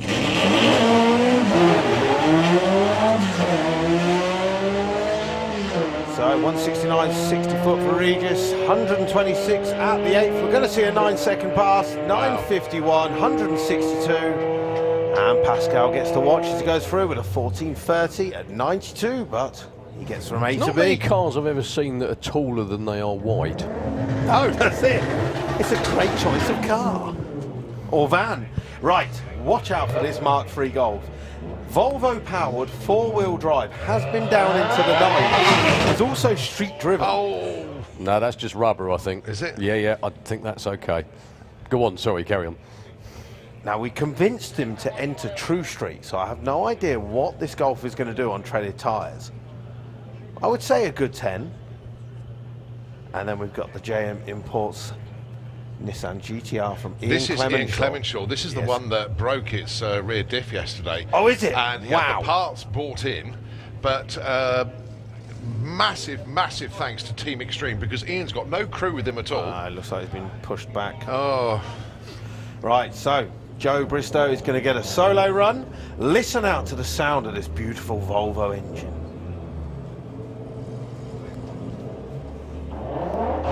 Yeah, Team Extreme literally dropped everything last night to work on that, but as you say, the was it the Golvo? The I like Golvo, that. it is. 112 at the 8th mile. Joe Bristow kicks off his weekend. 10:19, 140 mile an hour in a street car. See, that's another car that should be running in Street Eliminator. Let's just say that the picture didn't match the sound, and that was the whole idea with the Volvo engine in the Golvo. I mean, it's pretty nice. Okay, so Dave Duffy with the Vauxhall Corsa. Another 10-second front-wheel drive car looking to get in the monstrous class that is front-wheel drive this weekend. Mark Biggers with the Mustang.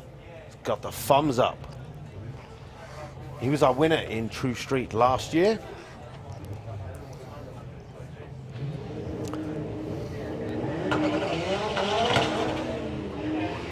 Wow.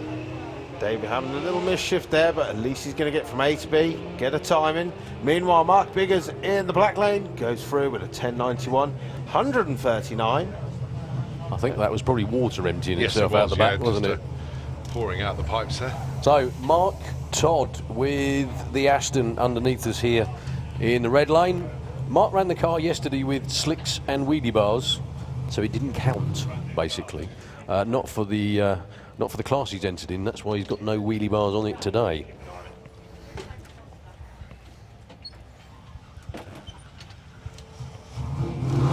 Now this car is street legal, folks. It hasn't got street tyres on it at the moment, but Mark is, well, built with one aim really, to be honest with you, to be the first 6 second first legal 6 second road car in the UK, or Europe actually, basically. Yeah, pretty much. It's very, very nice bit of machinery. Mark's got another street car, which actually I think is the quickest in the UK already. Oh, Street Eliminator record holder, obviously. Yeah, he's been down in the 7.2s with the GTO, and that just wasn't quick enough for Mark.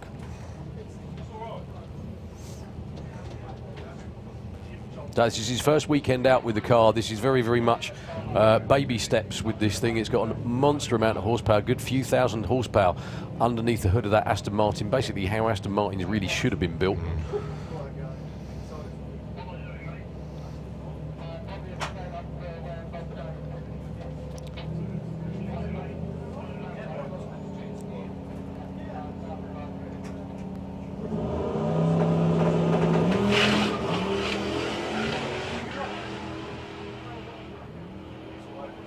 Well, considering that's only the first proper run on that car, an 8.18 at 172. What a debut for that machine. Well, I have no doubt whatsoever that when he actually turns that up, that will be nudging the sixes at over 200 miles an hour. Absolutely. Well done, Mark. We knew you could do it. Goodness me. Dear. What's the phrase you used? On and off it like a fiddler's elbow. Yeah, I think, fiddler's elbow. Yeah. It's the thing is, like I keep saying, it's the yes/no moment. Is your right brain's going no, and your right foot's going yep, and your right foot always wins. Always. It does indeed. It does always. You know better than anyone. It always. Your right foot always beats your brain every time. It's a bit costly sometimes, but you know it happens. So we've got some of our pro door slammers coming around. Actually, while we've got a couple of moments, if you wouldn't mind, thank you, Dave. There we go. We're joined up in the tower by. You probably only got one ear, but you can still hear us anyway. Dave Venter. Unfortunately, you're up here, not down there. Again. Actually, yes. European finals last year. You were up here as well, weren't you? Just tell us a little bit. Well, I did kind of explain it earlier, but just tell us a bit from your view what happened yesterday. We built a new engine for this year. New bottom end at least, new blower. And in the first actually burnout, one of the rod bolts broke. Put a rod through the side of the block, and it made 2 windows in the block. Mm-hmm. So the block is toast for this moment. at the moment. We took it out of the car. It's in our normal car. We're going to bring it to the machine shop tomorrow in Holland. So it can be fixed.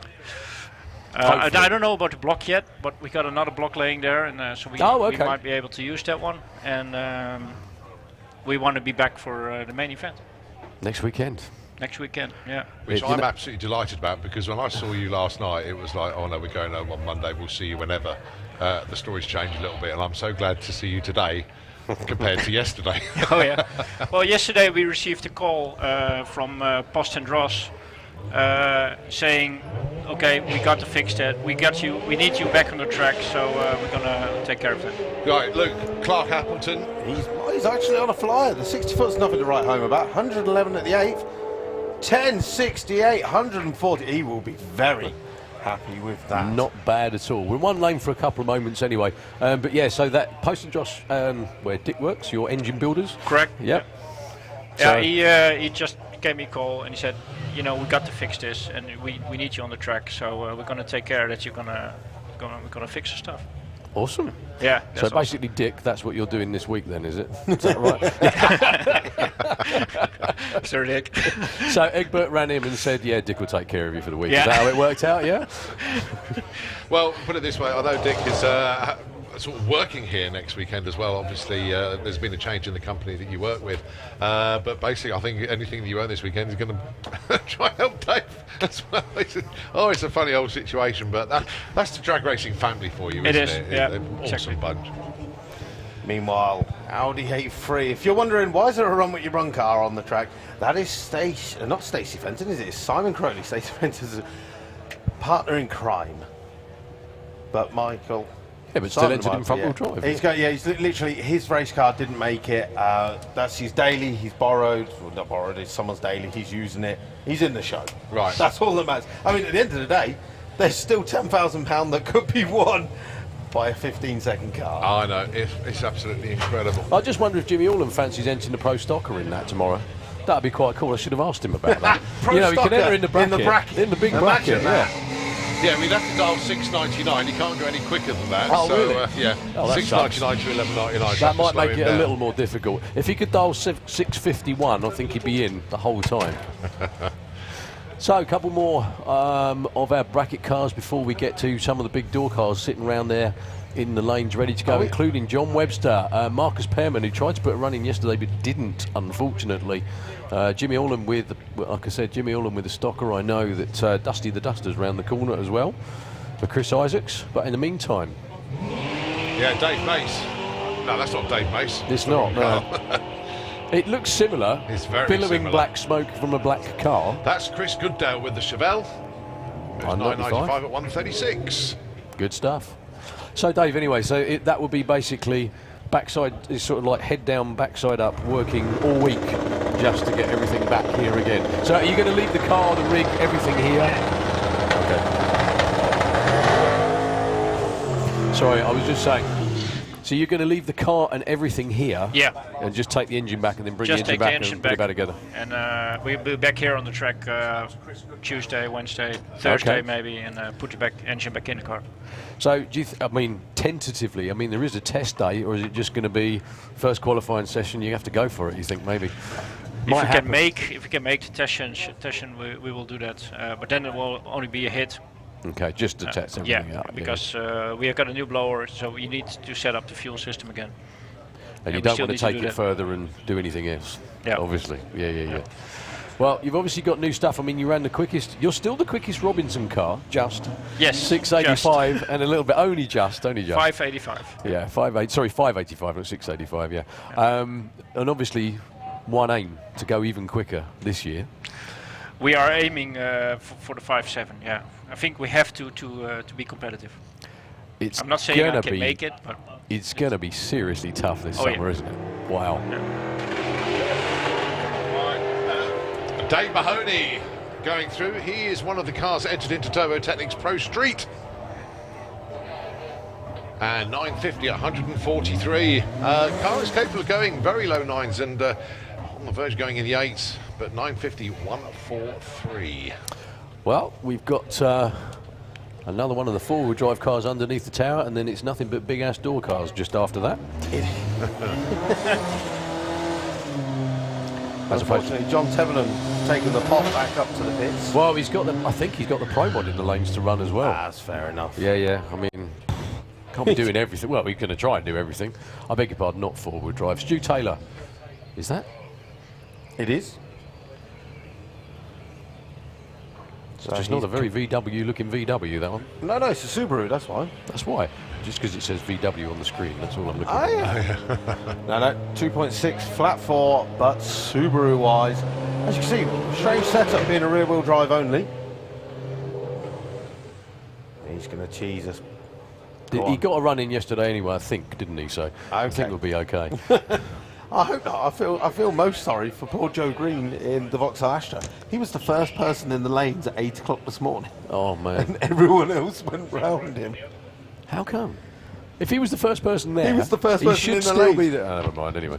So anyway, yeah, sorry, Dave, just very quickly, while we do a bit of track prep for the big door cars, this season, yeah, it's going to be so tough. I mean, I actually had a look down the entry list for last weekend. That is the biggest entry list by a bunch we've had here for a long while. It's crazy. 25 cars, including Russians, loads of Scandinavians, obviously.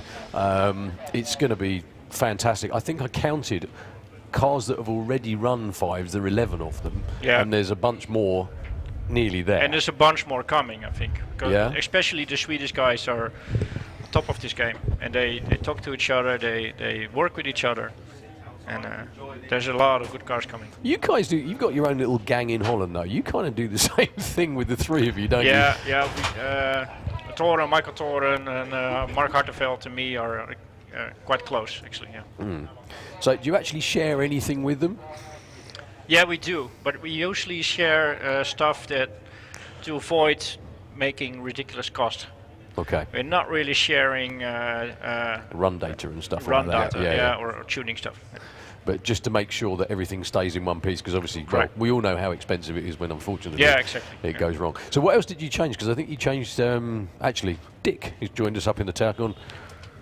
Good morning. Oh, well, wait. That is the usual greeting we get. Yeah, something like that. So you have very eloquently told me everything on Facebook about what they've done to the cars for this summer. Yeah. And in typical me fashion, it went in there, through there, and straight out the other side. Oh, okay. So if you wouldn't mind explaining for me again. No, anyway, but there's a bunch of stuff everybody's changed. There's been some rule changes which have been around weight and all kinds of different things. So away you go. What's the main thing everyone's done? Well, for the blower cars, they have had to switch back from 20% overdrive on the supercharger to 16.5%. So normally that takes away some boost. It all have some positive sides as well. And they could get 25 pounds of weight off the car. 50 pounds. 50 pounds, yeah. And that was about it. Well, all the cars are now NHRA legal, except from the auto shifting. Okay. So turbo cars have new rules. They go from 45 to 38 psi or 36 psi of boost. And nitrous cars have some new rules. Okay. So it's going to be very interesting. Not to slow them down. I mean, the only thing I can think of with, especially with the nitrous cars in the States, I mean, Pro Mod in the States is just off the planet. However, they do run auto shift, which is a different thing anyway. Yeah, auto shift with about 7 gears. Which is huge. in the Outlaw the cars Liberty, anyway, the Liberty transmission, But and even on an 8 mile. In NHRA, it's 3-speed transmissions. It's not the 5 or 7 or whatever. That's like Outlaw 8 but mile it's stuff. auto shifted in NHRA. Which is a different way of doing it. Obviously, if you watch Tim McCamis's videos, you'll know what I mean. You sit there and have a drink and a cup of tea and everything else as well. But we've got Jimmy Allen round in his spare car. His spare car? No. His spare car, yeah. His hobby car. Well, I don't know which one's the spare one. I didn't get a chance to ask him that. I think Jimmy's actually testing. I don't think he's here.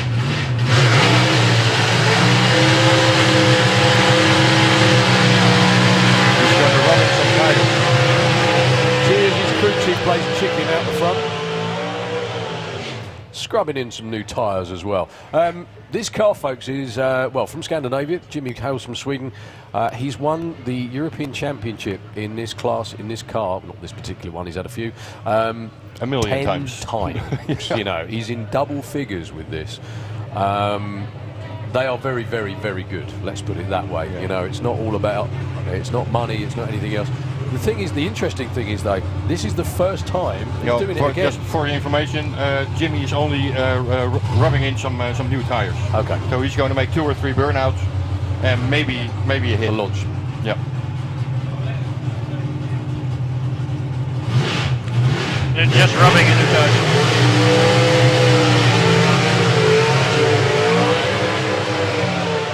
Like stretching some rods as well. Burnout practice, does he? But yeah, That's for the tires. This is the first time. Oh, he's keeping going. Yeah, that's it. He's got some bounce. That's bizarre. No, he just wants to rub in the tires. Yeah, but he's stopping. Yeah, but this is weird. That's not normal, though. If he was going to drive off, I'd expect him to actually keep going all the way through. That's a bit. We've got to go rescue him anyway. But this will be the first time that race car has seen this racetrack, because the last time he was here with the stocker, it was the old asphalt racetrack. Obviously now it's, you know, full-on concrete. Yeah, Jim stopped up there just before the finish line. That was an odd one. He had a strange bump in the car. A bounce. 100 meters or so. Well, if he was scrubbing in tyres, the second burnout stopped way shorter than the first one. Yeah, didn't it? and it didn't sound so powerful. So I don't know. Anyway, so yeah, but Pro Mod in Europe is has come on in leaps and leaps and leaps and leaps and bounds, isn't it? Really, it's going to be an amazing, spectacular year, I think. It's going to be lethal. Yeah, I think. absolutely. Were you guys watching the coverage actually from Easter?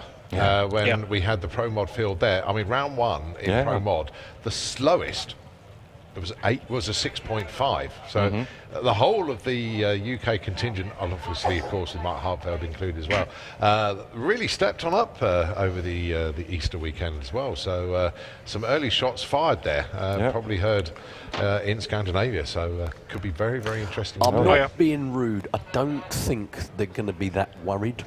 Yeah, and I'm not being rude to anybody, but well, we all know that anybody can drop the ball at any stage. Yeah, and I know what you mean. I'm only the kidding. next player only a little bit behind, not a long way behind. My goodness me, well, everyone's they can catching up. capitalise, Yeah, that sounded a little bit disrespectful. It didn't mean to be, sorry, but the thing is they're coming over with 5.7, 5.8 second cars, proven cars. Yeah. But then they've got to come and race here, which is going to be an interesting thing. Because first time for most of the Scandinavian teams. Well, there's another one over there, Marcus Perman, just getting ready to go with the Camaro, who is he's Pro Mod legal. In the line.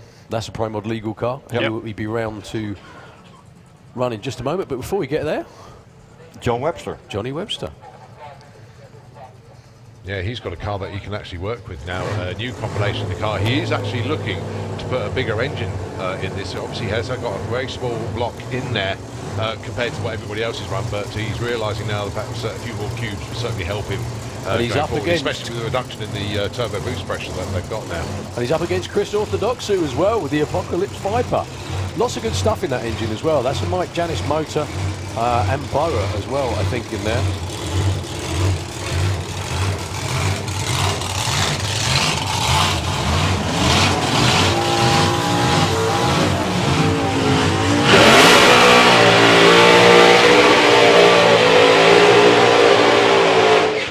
Possibly also the second best use for a bra a man can have. Men don't need bras. No, you're right, actually, they don't, and life would be better without them, but there we go. Sorry, I've just been sacked. Anyway, so John Webster with the twin turbo. Both these cars are Pro Modified legal. We keep saying legal or, you know, not legal. It's because this weekend is all about the quickest car. It's about, you know, just racing, and it doesn't matter what sort of car you have. If you're entering the Pro Doorslammer cars, which these guys are, it means you can run whatever you like. The fact they just have to be legal Pro Mod cars is, you know, just one of those things, really. You can enter whatever you like. Given the fact that John Sleeth has entered in a diesel pickup truck, that goes some way to showing you what we can do.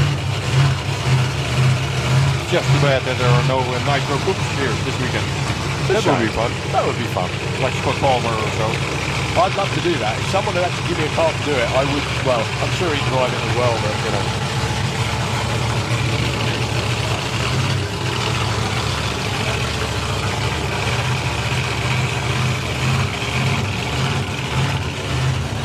There we go. The car hasn't got a bra on anymore, so away you go, Chris.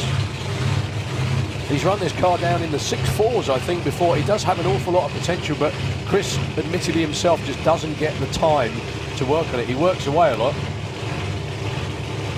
And just comes home to race.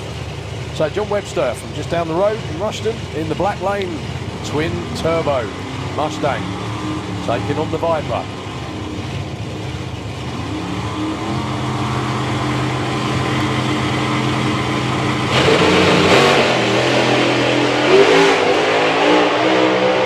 Johnny's in a good one.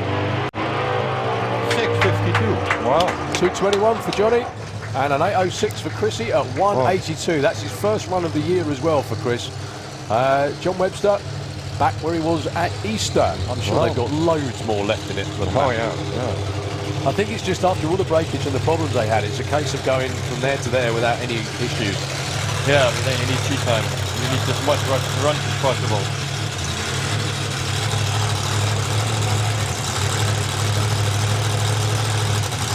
Another 2 Pro Mod legal cars. I don't see any. Looks like he has trouble to get it into forward. It's kind of going. There we go.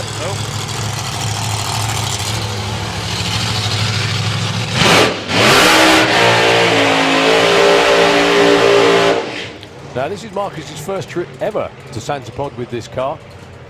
One of the more unique Camaro body styles I've ever seen, to be honest with you. Yeah, it's a different one. I think it may have been a newer body on the car. Taking on Paula Atkin. There's a lovely little. I think it's on this car. It used to be, but Jessica from the Rugrats. You'll know. You've got kids as well. Remember the Rugrats? No, you don't. Oh, never mind. Anyway, but yeah, Jessica from the Rugrats, and it said on it, "Badass toys aren't just for boys." Oh, okay. Which is quite nice. She's a good girl, Paula. Very, very good indeed. Certainly knows how to drive a door car. But this is her first competitive outing, I think, with the turbo car. Yeah, she had a lot of upgrades last week. Last week. Yeah. Oh, yeah. Okay, but they had. So Marcus Pym and both of these two haven't got an elapsed time yet.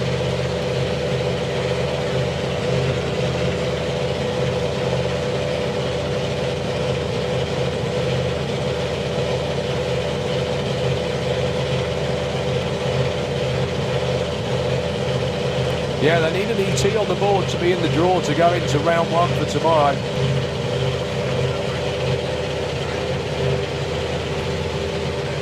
So Marcus has been 6-1, but this is the first run of the year for him. I think Paula was here testing the other day, actually, wasn't she, Cole? Is that right? Colin, wake up. No, he won't. Don't worry. It's fine. He just ignores me. It's all right.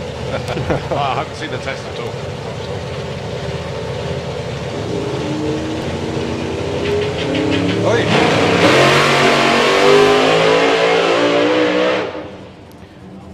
Not sure whether that was the plan for Marcus Perman.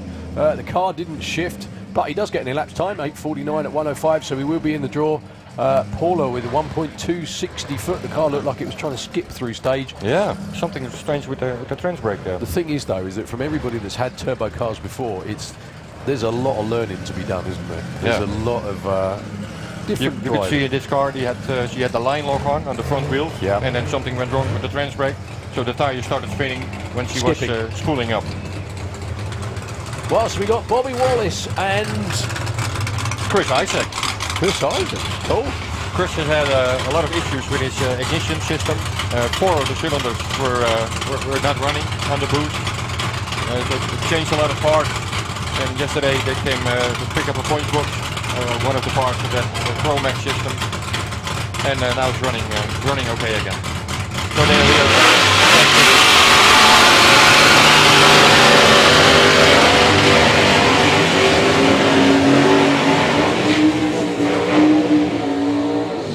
Now, you'll know better than me as well, Dick.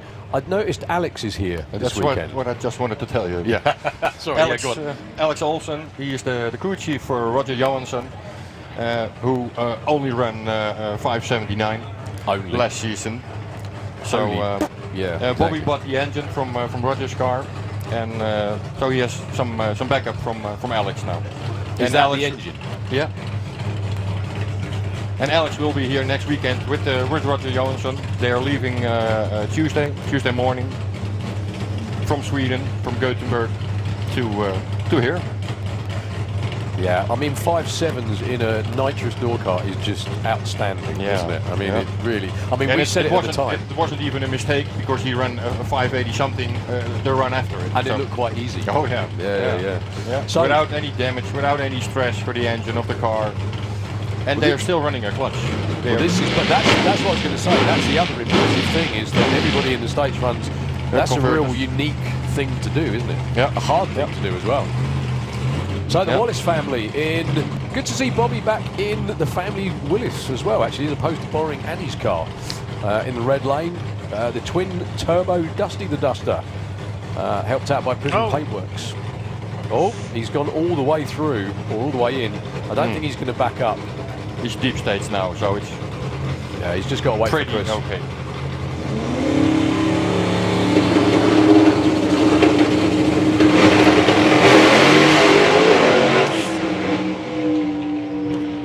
Chris is on here. Yeah! Oh yeah! 6:43, 2:24 for Chris Isaacs. Now that's what I call a test pass. Something That's like a that, very yeah, good you one. bet. That's where they came here for. Well, they were going in the right direction at Easter, and yeah, that's more like it. But the good news for them is, both of them actually, that means they're in the draw for round 1 tomorrow morning. How many cars do we have in the draw for tomorrow? I think we're probably up to about 24. Well, there's 24 ends here. Yeah, but 20 right now, because we've had cool. 4 cars that haven't run. Yeah, and they don't run a 16-car field. No, we run. Woo. All right. Yeah, thank you very much indeed, guys. Okay. Well, I won't be here tomorrow morning. David and I are leaving. We loaded the engine in the car, took it apart, loaded it in the car, and we're going to drive through to Dover this time. Normally we take a Hoek of Holland to Harris, but now we go to Dover, the long way around. Yeah, the crossing is quicker, so you'll get back space quicker. Yeah. So we'll try to be in the shop tomorrow on Sunday. Egbert is there waiting. Keep us updated. Send us a message, and we wish you all the best on that. Well, we look forward to seeing you guys back here next week, doing what you do best as opposed to up here talking. I'm not saying you don't talk well, but you know what I mean. I enjoy it here, but I like to risk up here. Yeah, of course you do. You've had enough of coming up here and up here and let him do the driving. Absolutely that. Thank you very much, guys. Have a nice day. See you next week. Okay. Right, Ian Clemenshaw with this Nissan. Don't forget, Team Extreme had a huge hand in this car when the rear diff exploded yesterday. So let's see if he can get a number on the board. He's going to do it. So Ian Clemenshaw really going for it, taking it all the way through, going alongside Joe Green. Oh, he's done 972 and 1081. Ian's in. Good. After all that work. After all that huge amount of work. And 0 sleep. Who needs sleep, my friend? Well done, Ian. Well done, Team Extreme, for that one. Oh, where are you going, Andy? No, he's just not happy with the burnout. Okay, that's good. Right, so Andy Nichols in the Honda Integra. He is in the red lane. Sound like he's having all sorts of problems. He's going to be taking on Stuart Nice. Both of these just qualifying.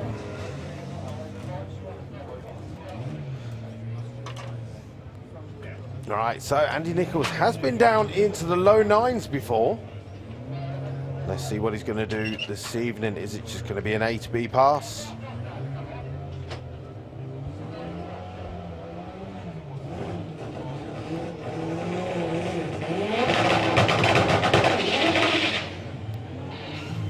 Well, unfortunately, big tyre shake. As if you want to say tyre shake for a front-wheel drive car, but you know what I mean. A lot of wheel spin off the start line. But he's going to get A to B. He's going to be in the show. Oh, now man is underneath the tower. Stuart Nice also gets through before. Yeah, he was actually bulbed on the start line there, so he's not got no time either.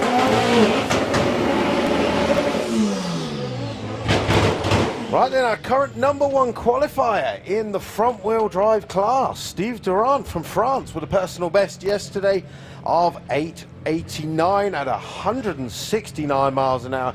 He's going to be taking on the purple minion, Jordan Keelan. Who'd have thought this would be the only minion we'd have in competition at the end of Saturday?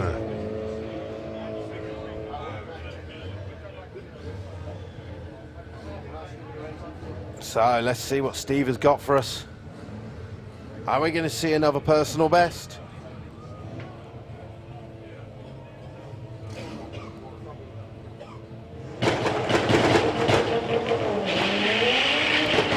Oh, 149, 60 foot, that's good. 8th mile speed, 128. What's Steve got us for this evening? 906, 164. Little puff of smoke as he goes through the finish line, but it clears up as he carries on down. Still showing that he is currently the man in the front-wheel drive class here at Doorslammers 2019. Well, even with that pass, that was the second quickest of the weekend in that class. And he's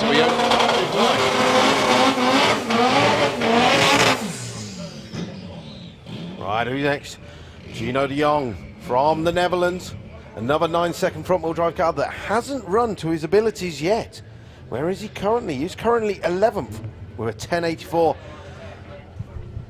We've got our man Michael Holloman at the front there guiding him in. And he's going to be taking on Robert Garvey with the ADE tuning shop car, the 4-wheel drive 2.8 4Motion Golf. Michael's telling him exactly where he wants him on the track. Okay.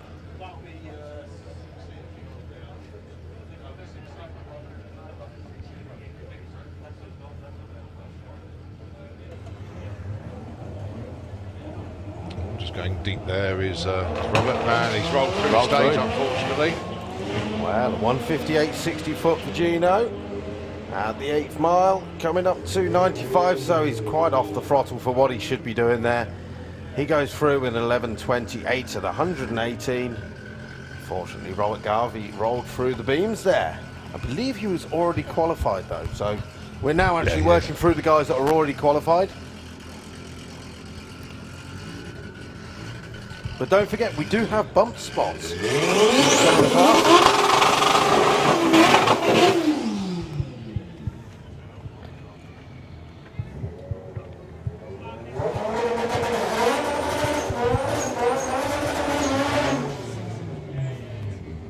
So in the 6-cylinder class, we do have on the start line Ralph Pohl, who's already qualified with a 10 dead at 149.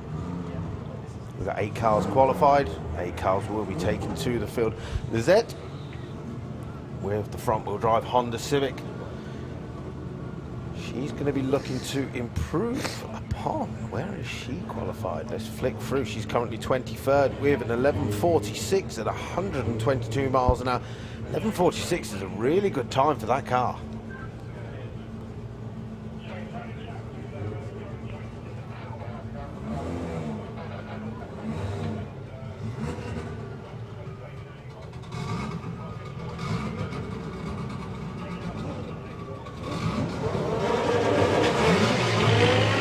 Well, this is going to be interesting. I'm going to tow the parachute all the way to the finish line. Actually bounced out the back of the car. Ralph's still not right. He's still not noticed. He's dragging it all the way. Zet goes through with an 11.51. Ralph still goes through 81 miles an hour with a 12.46. Parachute out all the way. He's probably now pulling the parachute going, why is that coming out? What's that? I doubt it. He was going 81 miles an hour. He wouldn't bother. Unless he wanted a parachute shot, of course. Well, that's it. Todd got the perfect opportunity there. Full track parachute shot. Yeah. Not often you get parachute shots on the start line. No, that's it. Right, so Ed Keach with the VW Golf, the VR6 supercharged with a nitrous. And yesterday he went 11.5, massive personal best. One of the VW Beetles just below us. Can't actually see who it is.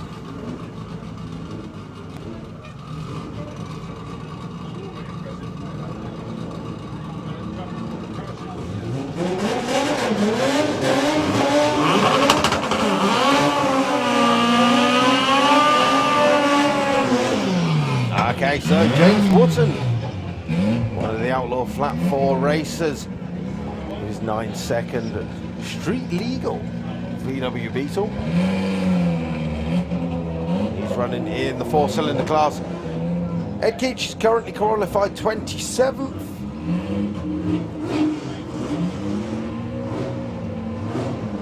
towards him, currently qualified 13th in his class with a 10.78. So, green light, here we go. Wow. Both cars getting all out of shape. Both cars coming to a stop. James just getting that little bit further. Hopefully he's got enough momentum to keep rolling down the track.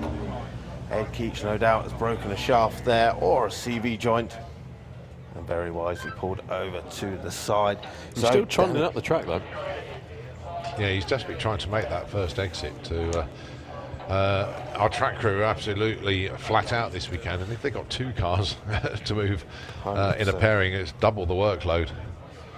Not to mention when we're looking on the clock, 27 minutes to go, a lane full of cars. Richard Batty is, in fact, is still way back, and he is yet to qualify.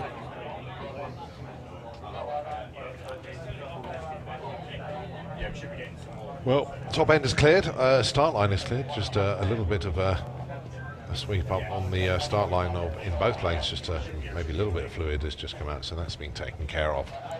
But as everybody's saying, the lanes are really chock-a-block with machinery that want to get runs in. And yeah, I don't know who's a bit nervous at the moment, but I think this will all pan out in front of our eyes very, very shortly indeed. People desperately to try to get decent runs in to make sure they're totally safe.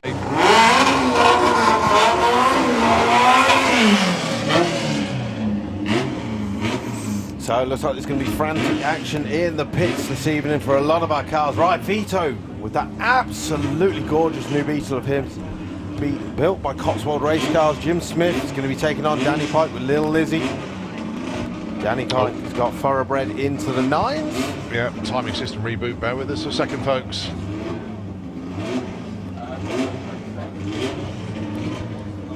I have to think that moment to have a hiccup. Now, I think both of these are already qualified. Danny Pike is 29th.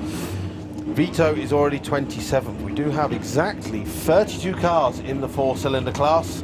So at the moment, everyone is running tomorrow.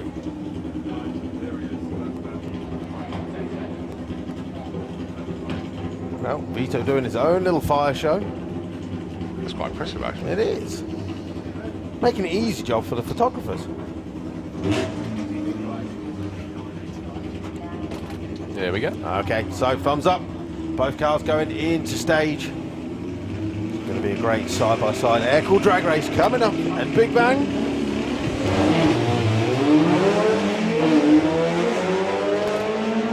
It is a nice little door-to-door run, and both missed the same gear at the same time. Probably looking at each other there. Vito's going to get to the finish line first.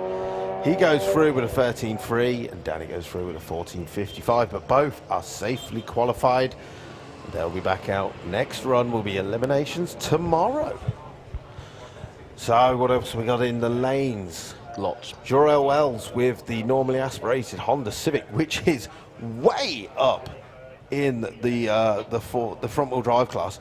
Who would have put a normally aspirated car, number 13, out of 40? What are we now? 49 cars, and we got a normally aspirated car that are put in runs up there, and he's putting in runs. And I said last year, a car like that is damn reliable. Yeah, it is really, really consistent. It's going to do good. It's going to be doing good. And I bet hardly any people looked at Red Zone Sports Bet and went, "I'm going to take that normally aspirated car as my bet." They should have. Well, it's a bit late now. Well, he's in there. He's well, in there. I don't know what the odds are. I've been trying to open the app this afternoon, but it keeps just not working for me. It's probably barred you, that's why. Well, no, I'm just looking at the odds. I'm trying to promote it here. Your wife's probably hacked your phone to stop you spending money. That's what it is. I haven't got any money to. I just wasted it. I actually uploaded some money on there, and then as strange as I went on it, we had the Villa game, Villa versus West Brom, and I thought, oh, actually, I'll have a quick bet on that first of all to make me some extra money, and then I lost it all because Villa lost. Dear, oh dear.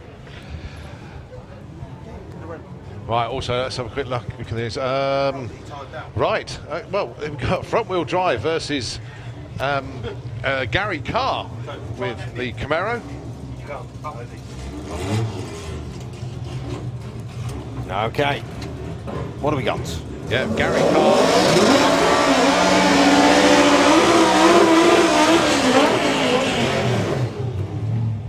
Now, this will make a great little photo shot if you can get Jorel Wells with the flames coming out of the exhaust on the front of that bonnet. Especially just getting that time of night when you can get the little flames coming out. What's Jorel run so far, actually? 10.9. Yeah. This is one of these, what do they call them in Fast and Furious? You've got American Muscle versus a rice burner, I think it is. Yeah, 100%. Gary Carr, very capable of going into the 8s and does it on a regular occasion. So far this weekend, only 981. Oh, yeah. Well, a load of wheel hop there for Jorel. I think Dave's used more broom squeegees and other stuff on the start line this evening than I've ever seen. It's almost every pair, isn't it? I think it's probably stuff being shaken out that's... So side-by-side 10s there for the guys. They move on into the next day, which will be elimination. So Paul Jordan with the 4-wheel drive 20-valve turbo Polo, which is absolutely gorgeous. He's going to be taking on the man who is going to win front-wheel drive. For me, Matt Davison with the single cam Honda Civic. Come on, Matt! Yeah, boy! Sorry, we got a little sweepstakes. Yeah, little sweepstakes. Well, it's £500 to the win for us, isn't it? That'll do. Matt is my man. He's my golden ticket. This is going to be unbearable tomorrow when this class comes out. Darryl, you missed out on this one, mate. Go on. I've got one in this as well. Have you? Yeah. I've got Jacob Bailey. Wow. What a draw that was. Was that on purpose? No, just good luck with the draw. Nice, 162.60 foot for Matt. Geordie's in chase mode and driven around him. What's Matt going to get out of the top end? He goes through 10.96, you little beauty! Oh, he's happy. He's happy. I'll take that all day long. I can see that 500. I told you, a 10-second car is going to win front-wheel drive class. It's going to be my one. Go Matt, go Matt. If it might not be a car that's run 10 seconds yet. Yeah, Colin, one of your favourite cars is just below us. Oh, yeah. I love this. Tell me about this car again, Carl. What running gears it got in it? He's not even looking, he's still looking forward. He's looking at your favourite car. Oh, that one, sorry. He's looking at the Sierra. Ian Milne. I'm loving the Sierra. Ian Milne is looking to turn up the little Vauxhall Corsa for this run so far. Where are we? Ian on my list. So big, look at it. Can't even find him.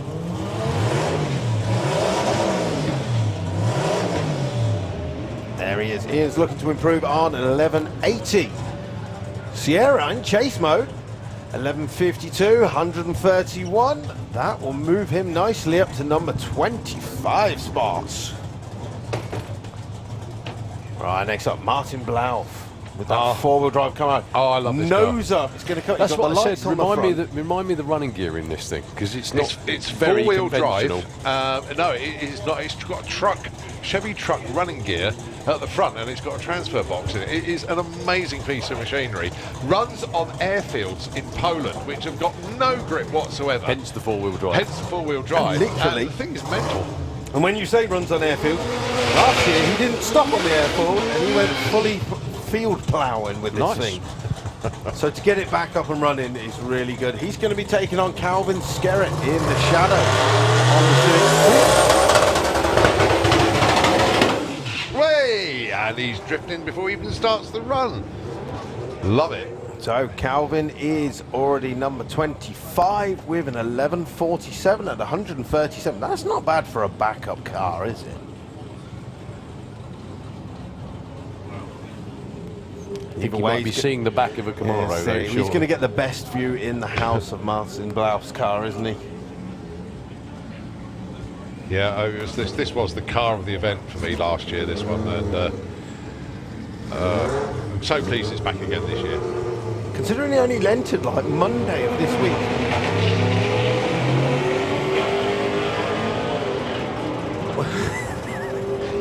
Yeah, the car in the other lane isn't a target. 131 to 60 foot is pretty stout as well. I just said the car in the other lane is not a target.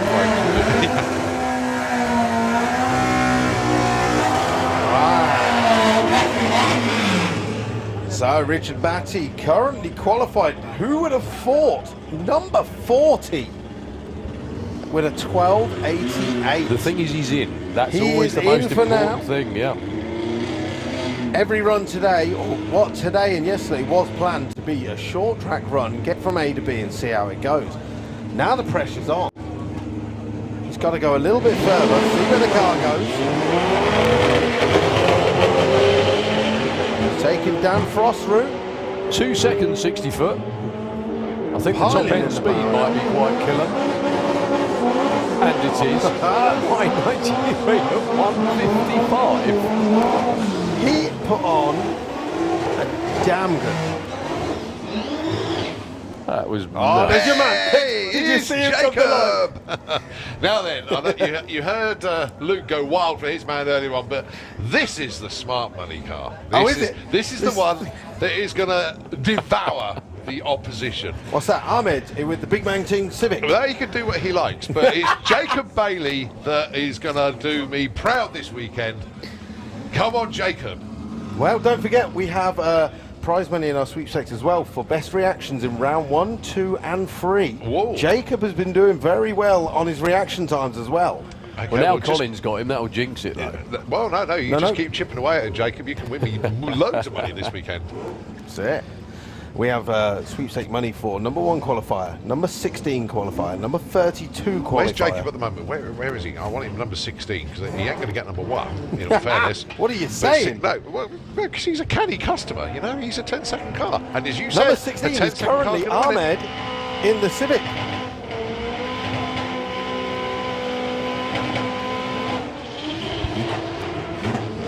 Well, a little bit of work required on the reaction times there, Jacob. But go on, my son. Go on. 10.7 will do, or quicker. 10.72. Oh! Teamwork. Look at the speed, though. 139.84. Cracking there run for Jacob. Good run for Ahmed, actually. 12.21, 134, piling on the speed at the trike. Right, so Adam Brady in the Rastavan taking on David Swift with the Sleeper. Sleeper indeed. He went down into the 10s yesterday. His first 10-second run. So Adam Brady currently qualified 19th with an 11.14 at 126. So this should be quite good side-by-side racing between the front-wheel drive and the rear-wheel drive car. Well, David's away first. Literally door to door as we go down the track. Adam Brady should pile in the power at the top end. And he goes through 11.35, 119. So no improvement for Adam or David with his 12 dead. Right, Johnny Marriage is going to be taking on Michael Clark with the Ford Fiesta.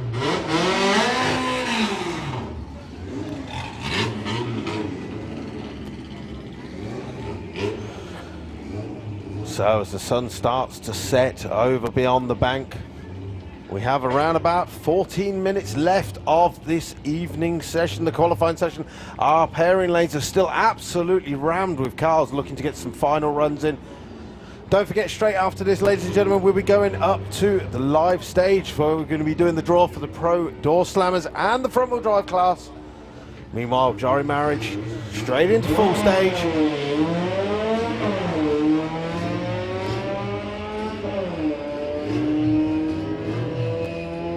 Johnny Marriage is currently 26 with a 13 dead. Okay. Ooh, 13.19.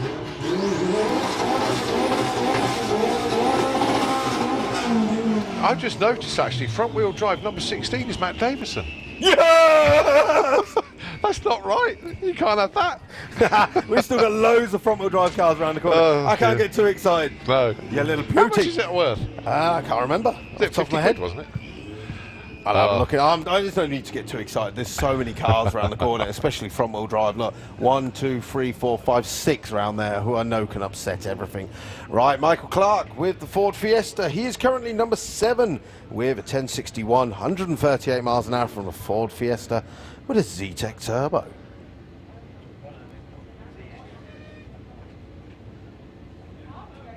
Creeping up towards the line. Oh, there he goes in pre-stage now.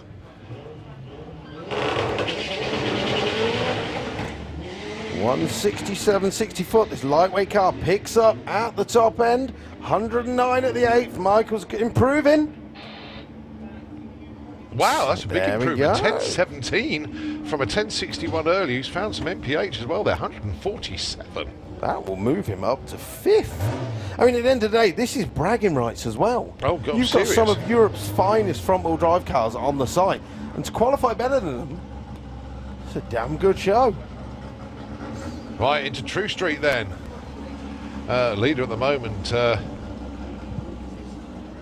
Jürgen, with that 9.68. Right, now Justin Mullner, so far 11.28, 126.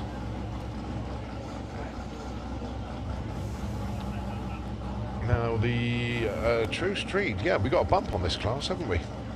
8-car field, and it's 12.68 at the moment. Who is in? Chris Roylands, Robert Gower, so Joe and Leah Kelly on the bump. Well they're on the outside yeah. looking in, sorry. I don't think those cars are capable of running 12, so I think we've got the 8 that are going to be running in the class. It's just what order. On a group chat. And he said, Jacob, 10.7 at 139. He said, oh, for God's sake, same again. Anyone who thinks it's a bracket car. Well, we did say at the start of the weekend a 10.72 car would win. Oh, did we? Did we? Yeah. I thought it was a 10.9. Oh, was it? Oh, okay. Yeah. Mind you. Arguing over the points Mind you, now. I'll take it. If Matt Davison wants to go 10.7, I'll take that all day long. Oh, it'd be funny if those two met in round one, wouldn't it? They'd be fighting the tower. Right, come on then, Justin. Let's see what you got. Looking to improve on 11.28. Pretty sure he can. At the 8th, 7.36 at 100. That's going to parlay into an 11, I think. Yeah, 11.28, 125. Exactly what he ran, but he's got a bracket car as well. He went 11.28 with a 9. He's 11.28 with a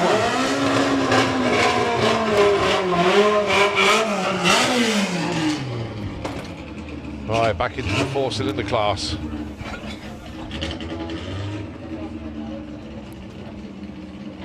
Right, Ian Clark currently on a 10.93. He's in the number 15 spot.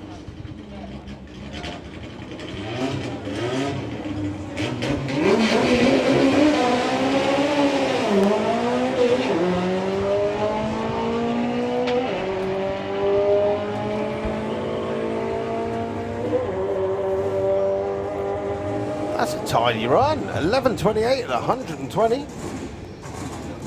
Now, interestingly, the 4-cylinder class is a 32-car field, but we've only had 32 cars put numbers on. Winner. Now, if you're here next weekend, Arndt is staying over. He runs usually in Super Comp as well. Now then, he's in 4-cylinder as well. Where's Arndt at the moment? Oh, he's number 3, 9.52. Now, this car is capable of going into the 8s, and we do not currently have an 8-second car. Well, big wheel spin off the start line there, unfortunately, and it sounds like he's lost drive. Yeah, actually just kissed the apron there. The apron is the blue area. Just rolled one of his rear tyres over it. Moving forward at about half a mile an hour there, so we'll get him pushed back behind the start line. Well, we've still got. I've just had a quick look round in the staging lanes. We're still absolutely packed.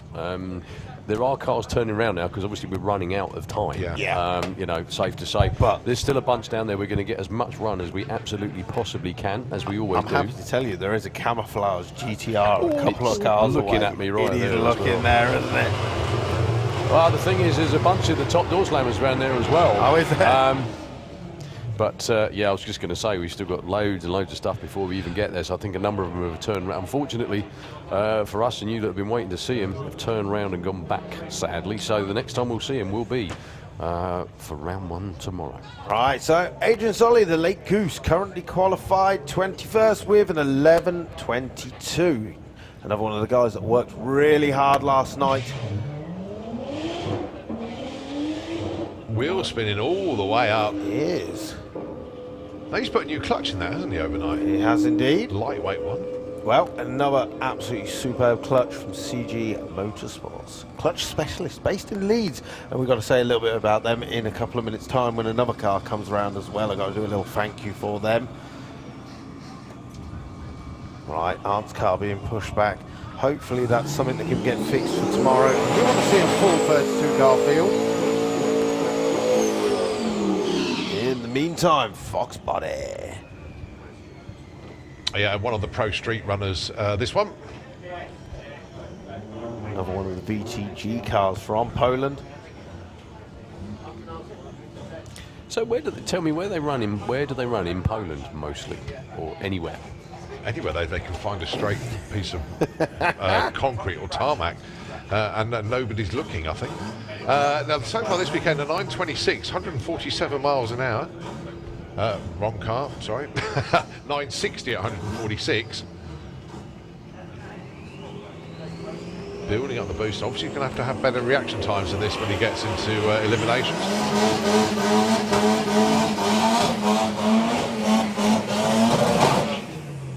And goes through 951 at 143, just a little bit off what he ran yesterday. I'm still very happy with it, though. Yeah, definitely. Overjoyed, I would say. Right, just a couple of messages coming in very quickly. Zach Johnson's been in touch. He goes, "Hi Colin, loving the coverage and wants to wish everyone a great day tomorrow. Luke is highly entertaining." No, hardly entertaining. You spelled that wrong. Right, okay, yes, that's a very good point. Dave Bowe's just been in touch. Any chance to call out people standing on the grandstands? Can you please take a seat so that everybody can see, especially on the front row? You are blocking the people's view behind you. So if you're on the grandstands on the front row, can you please take a seat so that everybody can see what's going on? Thank you very much indeed. Meanwhile, Oliver St. Quentin goes through on his evening run into the dark. Oh, 12.07 at 116. Earlier, Ian Clark said 12.1, he's got no chance of making that when we were talking about a bump spot. Just smashed the PB. Awesome. Right, Skiller Turbos. Mr. Luis Silva, the only man from Portugal racing at this event, so he has got so much support online. He's going to be taking on Sam Chisholm-Brown, the UK's Army's best. And in answer to your question, Wittstock in Poland, and then a lot of them actually run in Finsterwald in East Germany. Awesome. Right. All I can say to that is no problem, Dave. Right. Well, I was going to say that's a better launch for Sam, but this is side by side, 10 city cars going down the track. Louis Carr's smoke is clearing up at the top end. He's going to go through. 11 dead to an 11.33. Right, so the front wheel drive coming thick and fast. Alex Stitchbury with the Ford ST. He's going to be taking on Carl Hartley now. That's the man I wanted to say. He said a massive thank you to... There's a lot of steam. Oh, no, there's fluid behind the car as well, actually. We're not going to get that one to run at all. That's well and truly overheating and got a water leak coming out the car as well. So no chance of running that at all, unfortunately, for the ST. Brewing away nicely. Kettle's boiled. If that had a whistle underneath the radiator, that would be going 10 to the dozen at the moment. Oh, big ball of water underneath it. Yeah. Okay, so yeah, as I was saying, Carl says massive thank you to Mick at CG Motorsports. Overnight, they knocked up a flywheel and clutch setup from this in Leeds, and he cannot thank them enough for getting it delivered down here and in the car and getting him back in the show. So this is how he's going to bend in the clutch. Doing a good job of it. Some of that. Oh, sparks. Lots of sparks. Still more sparks. Lift off. Get to the finish line. That new clutch is a bit more second hand than it was yeah, now that's it. at the start of the day. Worn out. Right, folks, one of the stars of the show for us yesterday coming up right now. Oh, is it that, the GTR? Oh, yes. Oh, yes. You want to get your camera phones ready for this one because this thing drifts up the corner mile. Yeah, providing there's nothing up there. No. Someone needs to tell Marcus not to go in this lane.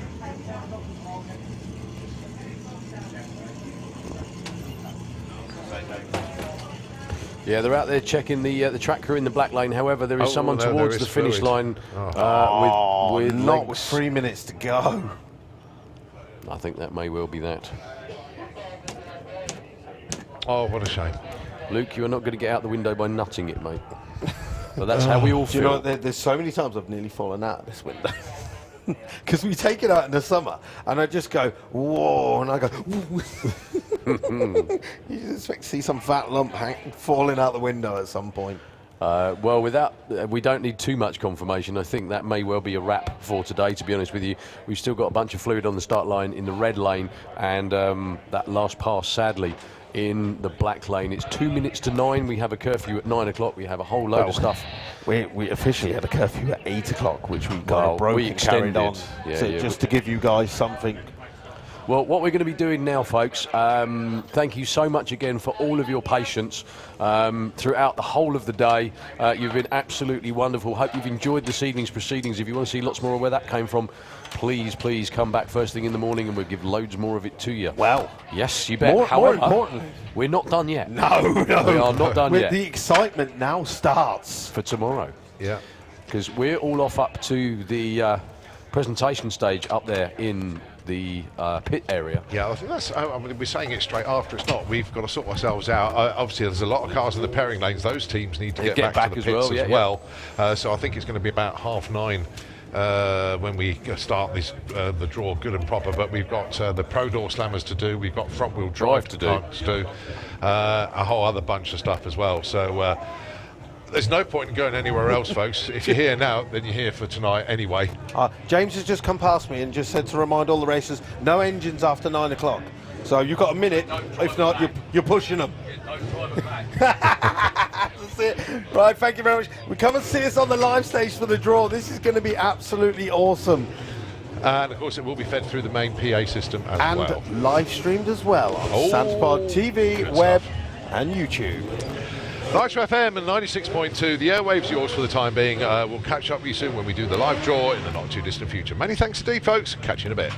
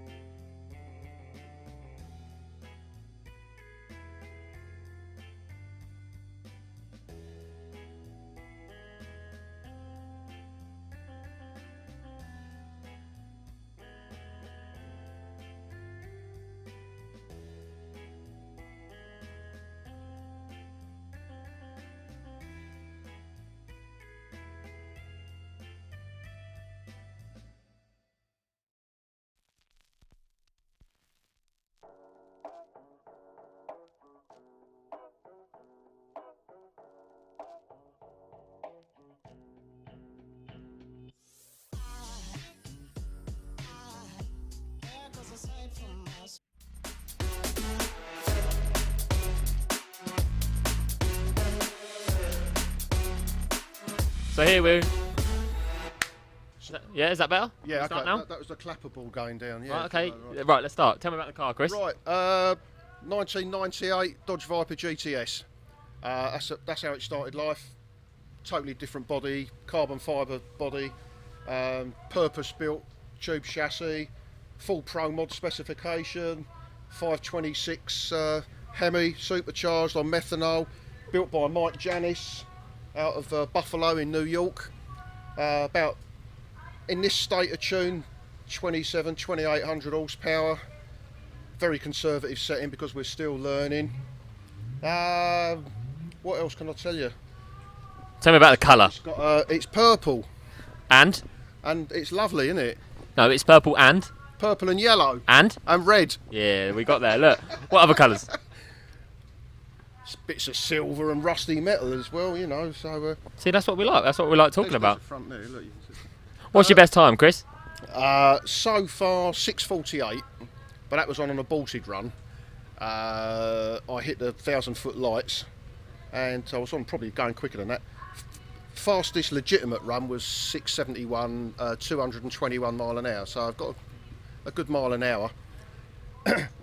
Transmission is it's a quick drive auto unit with a converter, a 3-speed B&J big boy, and a big Mark Williams modular axle in the back. So it's fairly well bulletproof. Launch it on a trans brake like you would on a power glide or a talk flight on a bracket car, you know.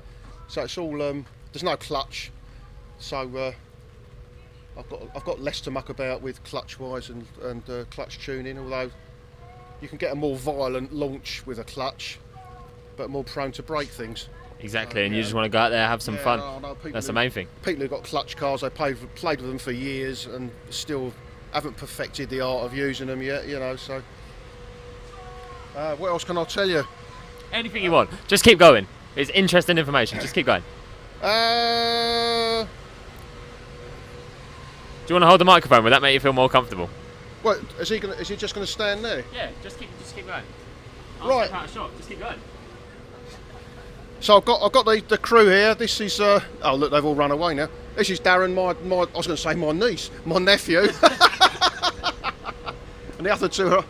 That's James at the back with the cap on. Martin. The two guys, Angela, my wife, the good lady. She's the Carl. Sorry, yeah, there's Carl. And we've got what else can I tell you? Who's under the car? That's Brian, Dangerous Brian, the US Air Force F-15 mechanic, believe it or not. And he's the one we let lie in the dirt to get dirty because I can talk, look, you know.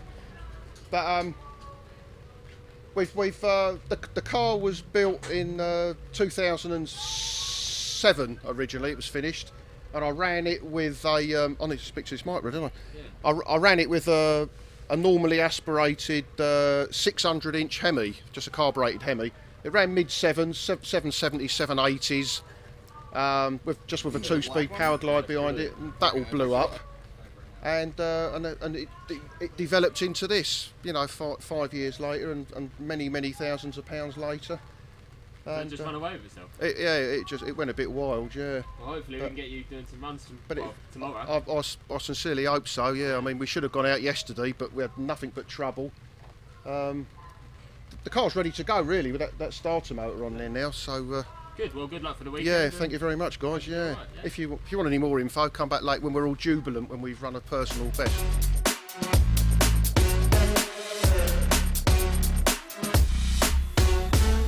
So we're here with Colin Miller and his little fan club. So this is, and your name is? Colin Miller.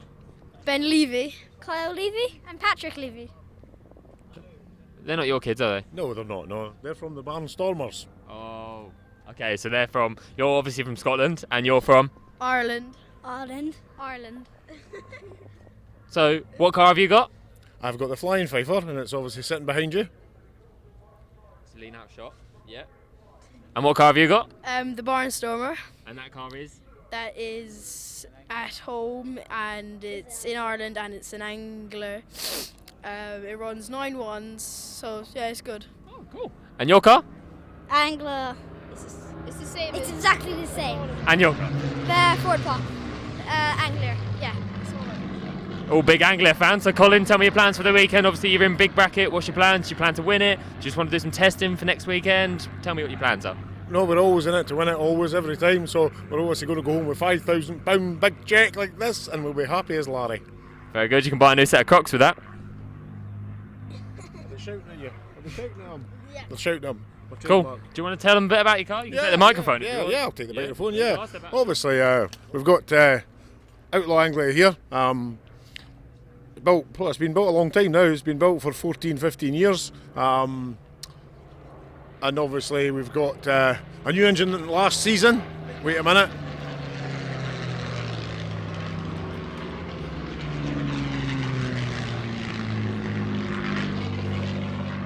That's better. So last year we pushed it a wee bit nitrous, running some good numbers, but turned up last weekend for Outlaw Anglia and NSRA Nostalgia Nationals. Fantastic weather, fantastic track. Probably the best racing I would say that's Outlaw Anglia's ever had. Obviously I run a 730, but didn't take the record as I didn't back it up. All the respect goes to Simon Barlow, who took the miles per hour record, and he also took the ET record. So great weekend, great racing. Well, this weekend obviously we're under the weather a wee bit, as we can see, but hopefully this afternoon we'll get out at some point and we'll have fun. And again, I believe tomorrow's going to be good weather, so hopefully good racing tomorrow. Obviously, yes, everybody's looking at the money and I'm looking at the money, so yeah, I'm going to try and win if I can. If I can't, sit on the bank, have a beer and watch the professional boys. Thank you very much. Can I come back in now? Yeah, of course you can. Thank you very much. See you later.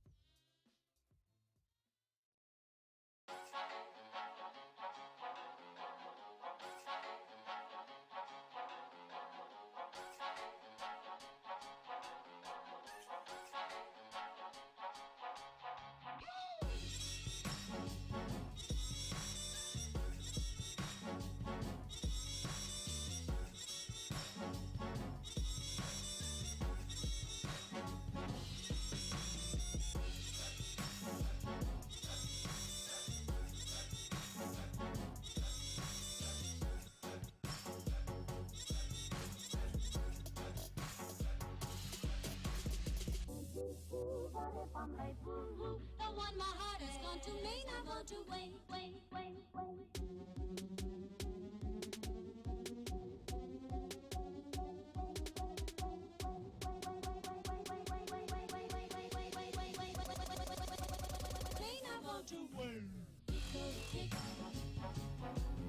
Tico, tico, tico, tap. Tico, tick. Oh, tico, tico, tico, tap. Tico, tick. Oh, tico, tico, tico, tap. Tico, tick. Oh, tico, tico, tap. This tico, tico, he's a cuckoo in my car.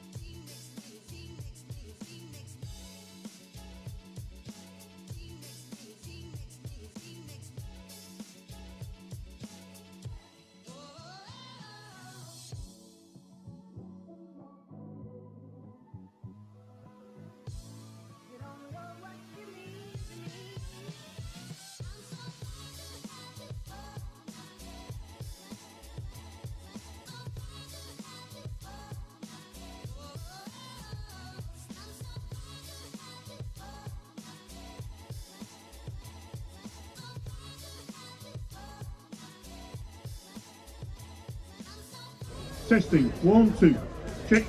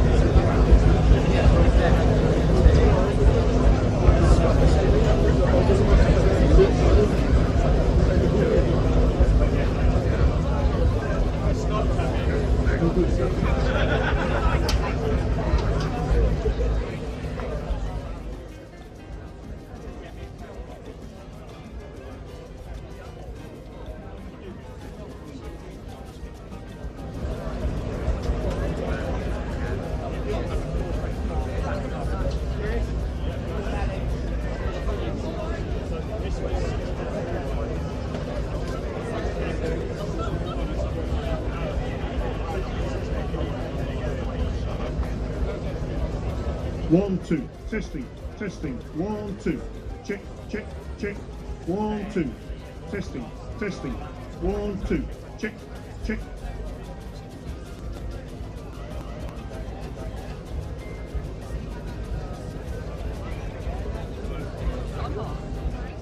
One, two, check. check, check, check, 1, 2, check, check, 1, 2, testing, testing, 1, 2, check, check.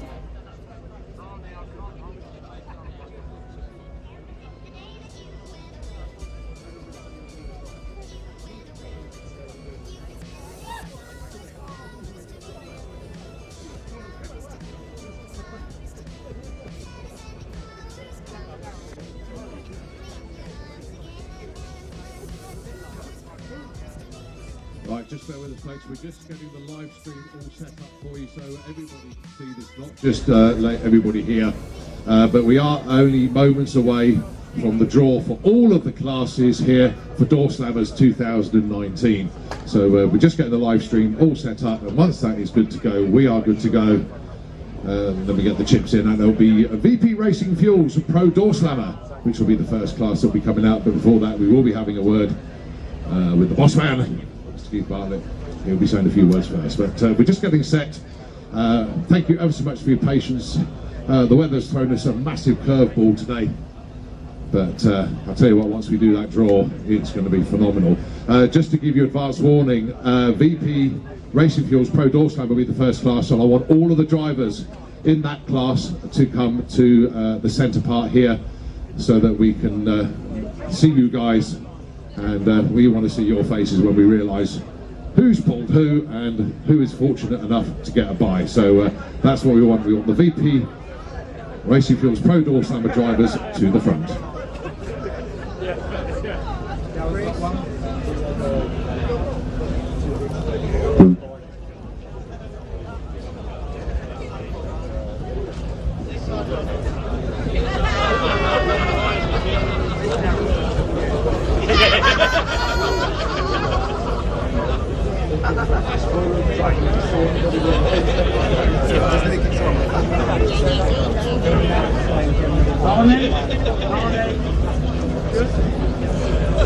Good evening, everyone. Guess what? It's not raining. Guess what? It shouldn't rain tomorrow. Guess what? If it does, we're still going to race. Okay, it's been a real difficult day, a really difficult one. I'm just sorry for all of you guys that waited all day. This wasn't the plan for the Doorslammers. We did the best we could. We made the draw. We made the run tonight the best way we could. I'd like to start off on behalf of all of you racers, all of us. I think a big thank you to all our track marshals. They did a fantastic job. And I'll tell you what, it's not just us who recognise it. The spectators, when they waited all day in the rain and then the track was dry, they all stood up clapping. Do you know what? Ask any of the Swedes here, you don't see it anywhere else. This is a special place. And, might I say, while I'm blowing smoke up everyone's arse, you are the special people. Okay, moving on. This draw, I kind of think, is quite a highlight, and it's being televised worldwide. So, you know, this is, for me, pretty much what it's all about. There's going to be some strange faces, there's going to be some disappointed people, there's going to be some happy people with buys, but this is what makes the Doorslammers what it is. It's out of a hat. Doesn't matter how well you ran in qualifying, the moment of truth is right here, right now. You could have run the best run in the world, but you're going to draw out of a hat, and you might get the second best run in the world, and you'll go out in the first round. So this is what the Doorslammers is all about. So I think with no further ado, I'm going to hand over to Colin and Darryl, and we'll get the show on the road. Okay, thank you so much indeed. Right, we have VP Racing Fuels represented by our three wonderful models there. And to kick things off, what's going to happen is 32 chips are going to be going into the VP Racing Fuels tombola barrel there. Now then, there's 21 cars that will be coming out, and there will also be 11 buy chips. Okay, so some of you will be getting buys in round 1. If 2 buys come out together, they go back in, or one of the buy chips go back in, and a name, until we get a name coming out, that person will then get a buy. Just so that you know exactly what is going to happen there. It looks like we have got all the pro Doorslammer drivers here. This is going to be mega entertaining, isn't it? Oh, I can't wait for this. It slightly depends who races who. God, my voice is already gone and it's only Saturday. Anyway, we do hope you enjoyed what you saw for the rest of today. We're obviously going to be doing loads more of that tomorrow, so without further ado, if you would like to... Yeah, the chips can go in now. Let's put them in and start rotating them around. Oh, it's a moment of truth. I've got the master list here. Okay, so close the lid, rotate it around as we build the section up. Okay then, let's start putting those chips out. Right, the lanes. Black lane will be drawn first, red lane will be drawn second. The first chip out is number 7, and that is Simon Barlow. Here he is, Simon Barlow. You are in the black lane in the first pair. You will be going up against. Allow the chip out, please. He has got chip number 6, Freddie Fagerstrom! Oh, what a matchup that one is. Just very quickly, Simon, sorry, what the hell's happened to my voice? This is what you came for, isn't it? You came. Come on, Freddie. You came to race this round here. I wanted to race. Dear Freddie. The reason that you entered this race was to do this, wasn't it? Yes, 100%. 100%. Yeah, but I mean, Freddie's still going to try and beat you, aren't you, Fred? What do you say? Exactly. I can't understand me either. No, you're just going to do your best to try and beat him, but it's going to be great fun. Yeah, I love it. It's good fun, isn't it? Massive. Well, good luck from everybody. UK versus Sweden, your first pair in Pro Doorslammers. Simon Barlow in the pot against Freddie. Simon, watch out for that burnout. Yeah, and watch out for doors. Right, okay, your next pair then. Let's draw the next one out, the drum. Into the black lane, it is number 5, John Webster. Hey. So he's in the black lane, but who has he got for company? He has got number 2, Jan Eriksson. Oh, John goes, oh dear. Yeah, that's a good pairing as well. That's not bad at all. That's going to be pretty good come tomorrow morning. Johnny, you're getting quicker. Yeah, it's going to be very tough.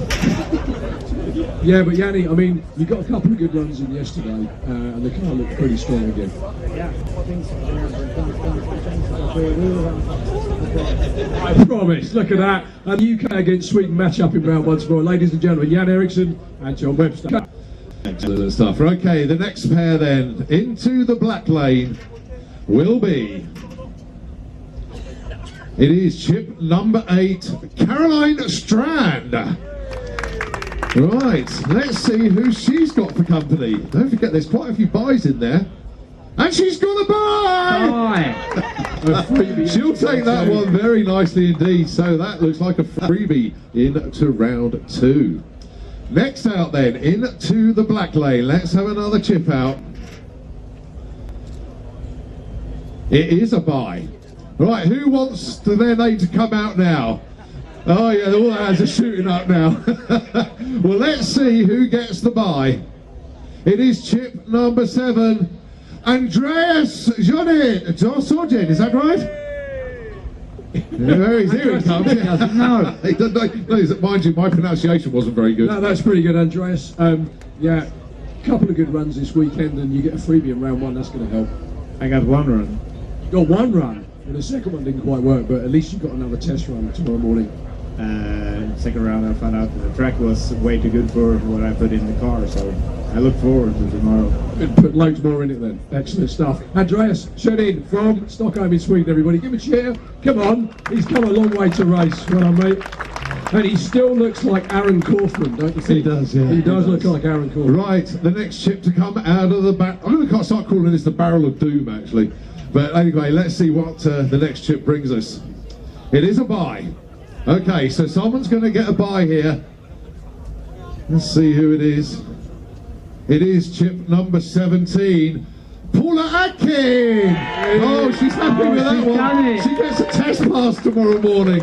Well, Paula, new combination with the turbo car, but you got a freebie in round 1. Well done. That's perfect. Couldn't wish for it any better. Thank Oh, good stuff, and hopefully you can stick it to some of these Scandinavians. Go on. you. Say nothing. Yeah, exactly. Well done, Paula Atkin for the UK, everybody. Well done, Paula. Well done, Paula. Right, so Paula has a bye. Let's see who's coming out next. Good to get the buys out of the way early as well, actually. That's another bye. Right, so someone's going to get a bye here. Now, obviously, if a buy chip comes out, it goes straight back in. We pull another name out. But number 9 has come out. It's Mickey Nord. Oh, Michael Nord has got the bye. He steps forward. I think he's quite relieved about that, actually. Yeah, well done, Mickey. You put in a few runs yesterday. Hopefully tomorrow go a bit better. Yeah, I hope so. Certainly good. I mean, the car's really got a good number in it, but you just got to get it there. Yeah, it's a tricky.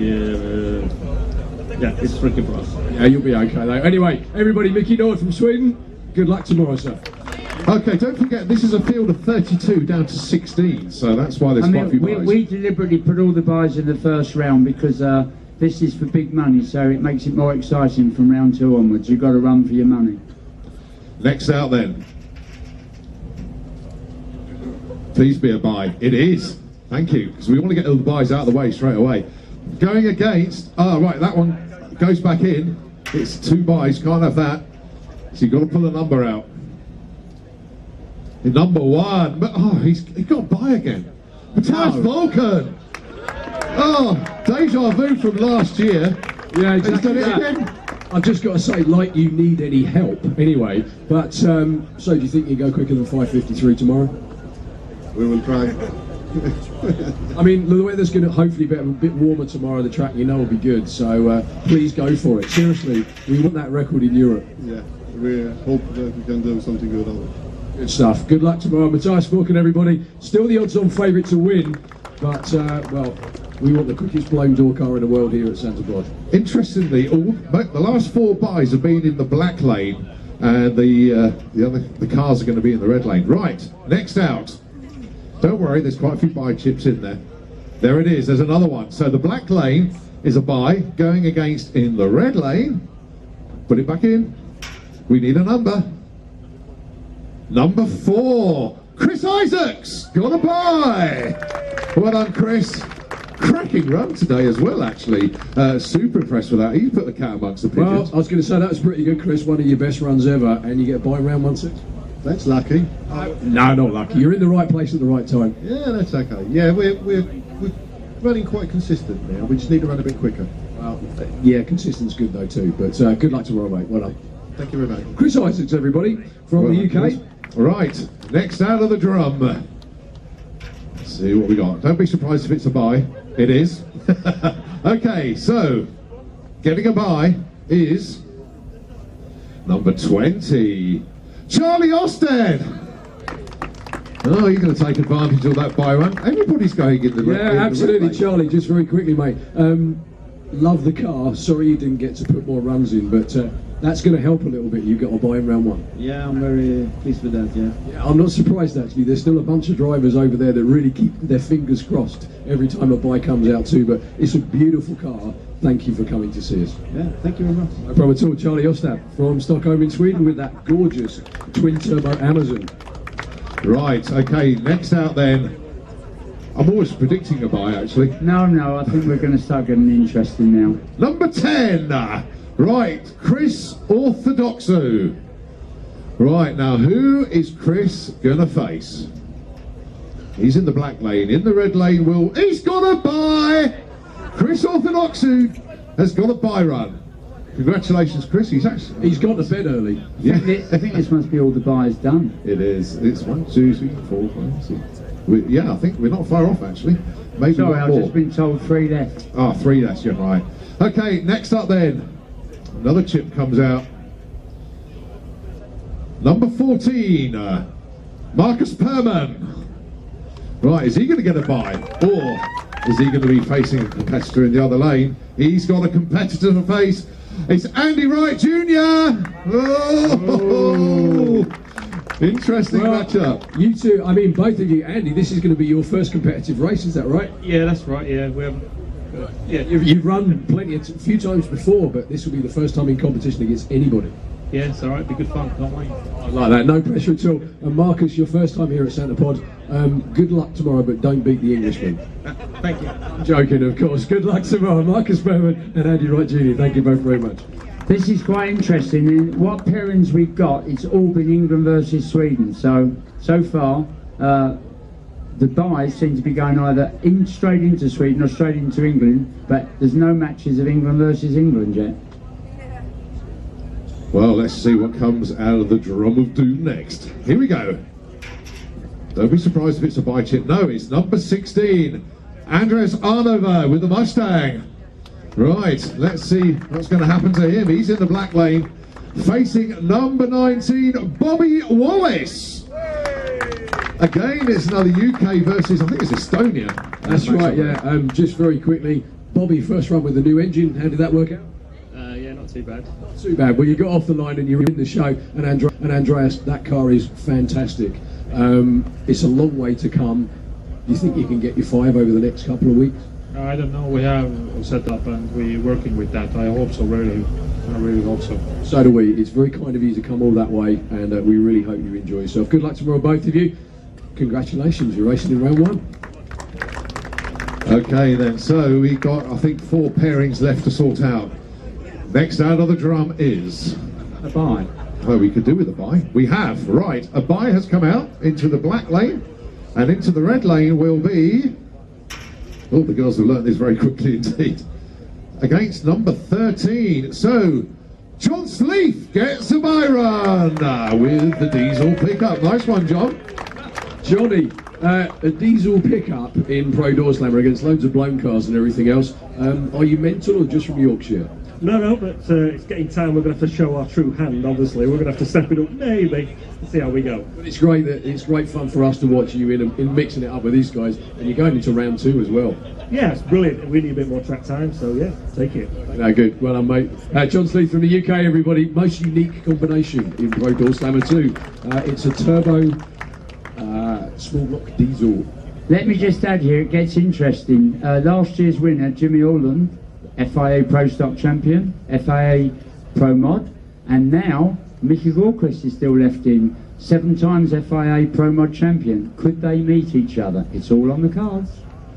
Well, there's only 6 chips left in there. I think, just having a look, 1, 2, 3, 4, 5, 6, 7, 8. So, was there 1 buy chip left in there? Just trying to work it. 2 buys left in there. Right, well, let's see what happens. 6 chips left. Which's coming out first? Right, it is number 18, Mickey Gilchrist. Step up, Michael. Number 12, it is Pel Norman. Don't exit just yet, Pel. Just very quickly again, Mickey, not your normal clockwork weekend so far, but I guess there's a lot of new stuff on the car. Yeah, we put the converter drive in the car, so we have 1 failed run in the record, so... So it's going to be tough tomorrow. Yeah, it's going to be tough. And Pel, I guess this is the kind of reason, this is the reason that you went to Pro Doorslammer this weekend, so you could run against, like... This is an honour, this. I'll just tree him tomorrow. You just tree him, and then we'll see how it goes from there. Anyway, Pel Norman from the UK, another Sweden versus UK matchup. Yeah, it's all Sweden versus UK.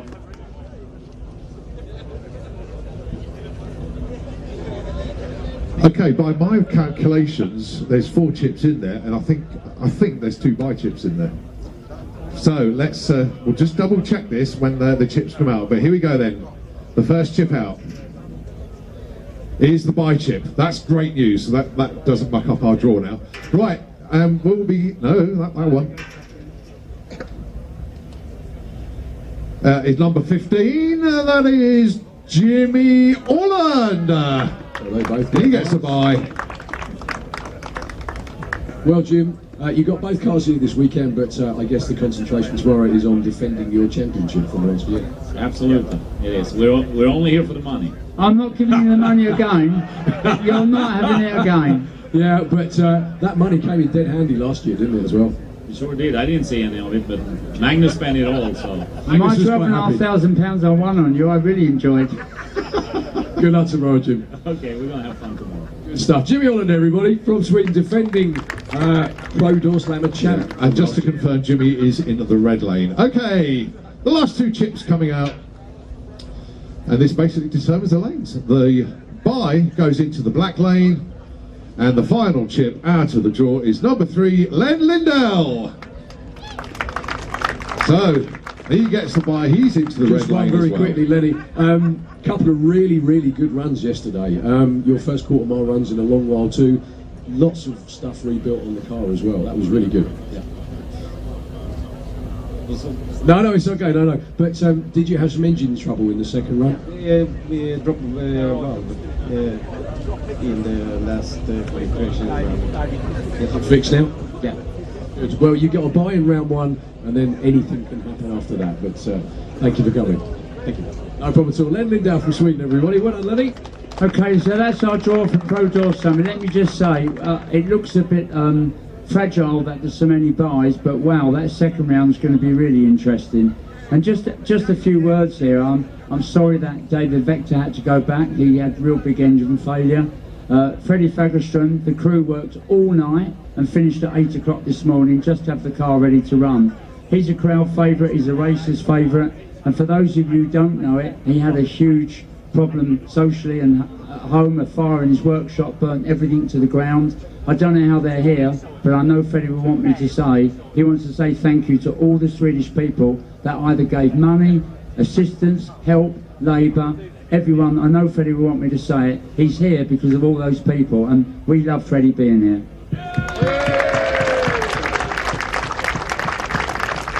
Okay, thank you all you Pro Doorslammer guys. Good luck to everyone tomorrow, and the second round, I can't wait. Okay, also say thank you very much indeed to VP Racing Fuels for being the class sponsor of Pro Doorslammer. Ladies, thank you so very much indeed for your help, and of course the very tall man here as well. Okay, ladies and gentlemen, VP Racing Fuels Pro Doorslammer is set for tomorrow as we get ready now to do Turbo Technics Pro Street.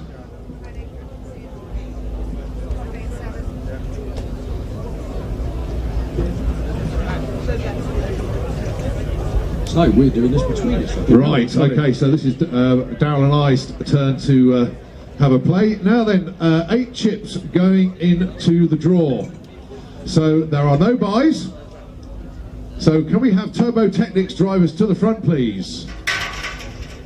Let's have you all to the front. So that is, in no particular order, Joe Stevens, Ian Clemenshaw, Martin Blouth, Andy Bond, Dave Mahoney and Dave Mace, Vignew Brach and Mark Todd.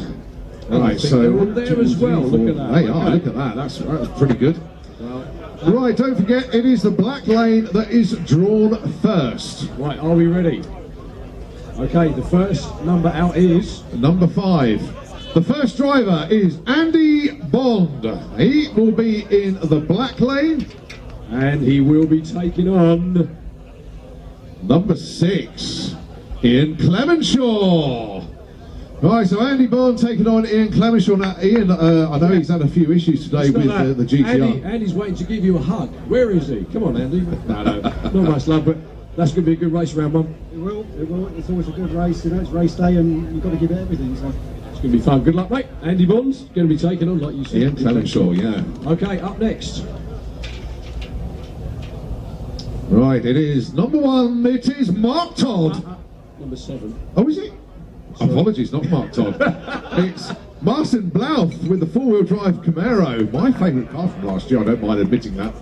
And it is taking on, this is a great matchup actually, Joe Stevens. Oh, both of these two have got 7.8 second form actually. Yeah, of different sizes anyway, but that's going to certainly be fun tomorrow morning. Well done, guys. That's a proper first round. That is awesome. Is very, very good awesome. Indeed. We'll see you in the morning, guys. May the best man win that one. Absolutely that. Okay, next up. The third pair, it is Dave Mace. Dave steps forward. Who's he got for company? He has got, oh, Dave Mahoney. Oh dear, that's another killer That's a matchup, cracking actually. race, actually, that is, to be honest with you. They're both very evenly matched and painted as well. Best of luck, guys, for tomorrow. Well We done. really do wish you all the best. Okay, well, we know what the last pair's going to be. It's just which lane they're in, actually. Yeah. So, first of all, in the black lane, it is Mark Todd. We know he was chip number 1. And Mark will be taking on. Oh, I'll tell you what, this is going to be a big old matchup, actually. And I do apologise if I pronounce his name wrong, but it's Zbigniew Brach from Poland. Here he is. That is a hell of a matchup. That's a big matchup. That's going to be really, really good. Sleep well, guys. You'll need the rest for tomorrow morning. Those are our pairs for Pro Street tomorrow morning. Okay. I don't think Mark's as confident this year. Very interesting. Best of luck to both of you. And of course to all of you. Mark, you can't change your car tonight, son. Right, next class going in is... It is True Street is our next class. With a clank as well. Not a bad clank. Right, let's give it a whirl. Oh, we just wait to make sure that the board is ready for True Street. Look at that. That's slick, that is. Right, just check with Carl to make sure they're all ready. Thumbs up given. Excellent.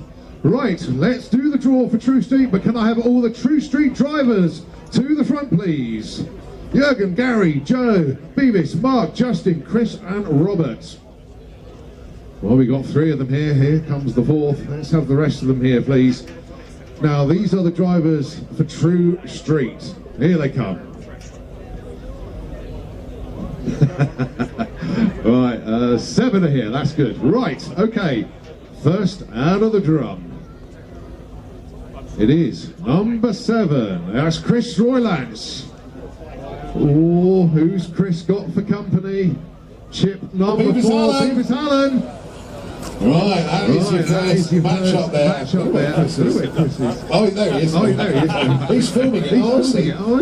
He kept himself very under the Filming radar us, there. filming you, filming us. That's cool. Anyway. That's going on his Facebook page later. Yeah, definitely that. Right, next up we have... In the black lane will be Gary Carr. Best of luck, Gary. Who booed? Seriously, did somebody just boo then? Oh, okay, fair enough.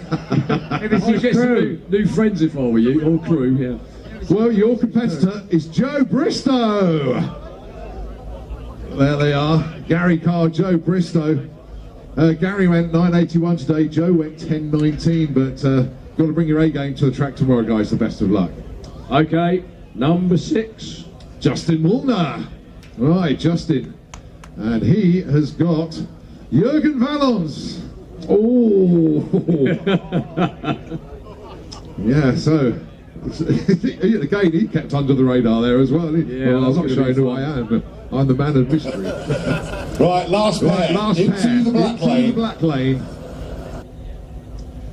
It is number 5, Mark Biggers. Of course, took the win last year in the class. So, and Mark will be facing Robert Garvey. So Mark Biggers against Robert Garvey. No, Mark is. Robert, just kidding. He probably is. So, ladies and gentlemen, that is your draw for True Street. True Street. Guys, the very best of luck. May the best man win. Have a good night's sleep. Get your cars ready for tomorrow. Ladies and gentlemen, that is your draw. That is a draw. True Street. True Street. Okay, next on the list, we're rattling through them. I'm sure we all need some sleep as well, so, you know, we get on with it. Right, next class to go is 6-cylinder. And again, can we please have the drivers for the 6-cylinder class to the front, please? Paul, Mark, Gary, Reggie, Ralph, Graham, Mike and James. You know who you are. Let's have the 6-cylinder guys front and centre, please. Or just standing towards the back is fine as well. No, that's all right. Come on, folks. When we draw the pairs, all the pairs have to hug each other. Have you not noticed? Everyone's been doing that so far. Right, okay. First out. We got 4 of them out anyway. Yeah. That's a good start. Okay, first out will be number 4. Reggie Lacaire. Where's Reggie? Regis, sorry. And having a barbecue. Going to, how do you pronounce that? Paul Zubek. The Bonkers GTR. I'm rather liking that car. It's crazy, but it does wander around the lanes a lot. Pete, You bet it. its right foot doesn't work. Once it goes down, it never comes up, does it? Next up, great to see this man back here, Gary Gooding. And he has got for company Graham Cook. All right, Graham and Gary. There you go. You've introduced each other. Each other before. They have now. What car are you running, mate? What you got under the hood? That sort of question. You don't want to know. You don't want to know. Right. Number 8. Number 8. Right, chip number 8. Right, chip number 8. James Wilday. Welcome back, James. Good to see you here. And he is taking on Mark Mosley. Ooh. Good draw. Right, two chips left in the draw. It's just a case of picking the lanes. Number 7. Right, sorry, number 7, Mike Whittaker. He goes into the black lane, and it is going to be Ralph Poll in the red lane. So there you go, that's the final pairing, Mike Whittaker and Ralph Poll. That is your 6-cylinder draw. Oh, there we go, that's one of the other drivers just arrived, actually. To find out who's running. Yeah. That's the idea. Turn up, take a photograph of the board, go back again. There we go. Right, so we've got a couple more classes to go. What's up next? My dear old chap. I think it's me. Right. Oh, do you know what? I'll tell you what. How comes I ended up with the 2 largest classes? Because I'm not you've been working about hard. it. Right, so we're going to move on to the 4-cylinder class. So we're going to have to squeeze quite a few people to the front, aren't we? 4-cylinder drivers, make your way to the front. It's a good job these aren't real chips, because otherwise Colin would eat them. Sorry, John. Right. So we have got a 32 car field and 32 cars qualified. Go on then, one each. Oops. Yeah, no, it always does that. Right, okay, first one out. Don't forget, first goes in the black lane, and it will be number 19. Number 19 is Philip West. He'll be taking on number 26. Number 26, second page, Johnny Marriage. 2 Beatles facing each other. I'm just waiting for someone to shout house in a minute, because it's going that way, isn't it? Right. Right, don't go too quick, because obviously the magnets, because these are bigger classes, we have to give them a chance to actually get the names up. And he needs a box to stand on, because there's lots of names. He's only short as well, Carl. Right, number 29. Number 29 is another VW Beetle, Danny Pike. Danny Pike will be facing number 16, Dominic Schlipper with the green leak. Where's Danny? Is he there? He doesn't want to shake your hand. What's going on? He's gone. Is he gone home? Yeah, he's coming back, but... There we go. Danny Pike. Our beautiful assistant is trying as hard as possible. Can you see that? Look at that. Right, Anyway. next up in the Webster Race Engineering 4-cylinder class is... Number 9. Number 9. That is Adam Skinner with the MR2 126. Taking on number 30. Number 30 is Stuart Taylor. Where's Adam? He's normally around here. So there he is, Adam there. Taking on Stuart Taylor. No, there he is. Well, they finally meet. Best of luck, guys, for tomorrow. Okay, number 22. Number 22, Jason Turner from Ruby Blue. Taking on number 4. Number 4 is last year's winner, Chris Todd with the Fiesta. Oh. And gets a round of applause and no booze. Did you notice that? Yeah. So they don't mind you taking the money again, Chris? Obviously not. No. Okay, right. Deep breath. Deep breath. Number 12. Number 12 is the Black Wanger himself, Dave Crowhurst. That's got number 11. That is Dave Reed. Dave Reed with the Ford Fiesta. And it's very tentatively brought forward like, oh my God. I've noticed actually, nobody says side bet. Nobody's done that yet. Yeah. I'm just not saying you should do it, but it could be an idea. Perhaps they'll do that later on. Okay, number 8. Number 8, that is Mr. Paul Jordan. Ooh, he's going to be taking on number 6. Jordan is going to be taking on Kevin Jenkins. Oh. There he is standing in the front. Where 2 high numbers come out together. It's like a pair of boobs at the front. That was almost, where is he? I want to get hold of him. Oh dear. Okay. Number 5. Number 5. Anthony Ponce from France with the Audi A3. He's got number 31. Number 31. Wow. Bobber Kettler. I don't know if Bobber's still running, but that is a nice little matchup if it is. Alright, the names that will go up on the board. Number 28. Number 28. Pascal with the wind split. Taking on number 20. Number 20. Darren Scannell with the Ford Escort. Oh, well, Darren is here. Can't miss Darren. Where's Pascal? Oh, he's at the back there. He's sneaking up behind you. Bet you hope he's behind you tomorrow, but let's see how they Okay, number 2. Number 2. Clive Fulcher. 9-second car. Taking on number 10. Number 10. Richard Webb. That is a heck of a match.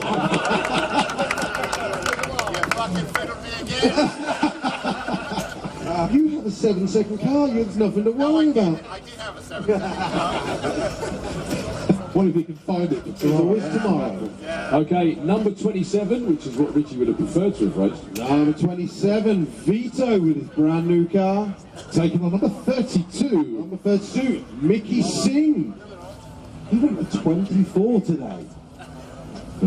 Is he holding back? That's the question. They're hiding from each other. Oh, Vito's got Mickey. Number 21. Number 21 is Chris Locke. Be racing number 17. Number 17, David Swift. 10-second car. This is 11-second car. So let's just get the two names up there, Chris Locke and Dave Swift. I love how he still gets everyone absolutely straight, don't you think? It's quite amazing. Even though he's Russian, still does it perfectly.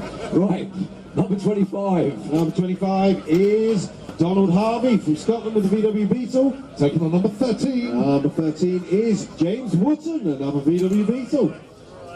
There they are, they actually shake hands and meet each other. They'll be shaking throats tomorrow. Yep. No, I'm sure they're friends. Anyway. Right, number 24. Number 24, that is Paul Hughes. Racing number 14. Paul Hughes will be taking on Paul Maggs, Battle of the Pauls. Oh. Right, so Paul Hughes in the black lane. And Paul Maggs in the red lane.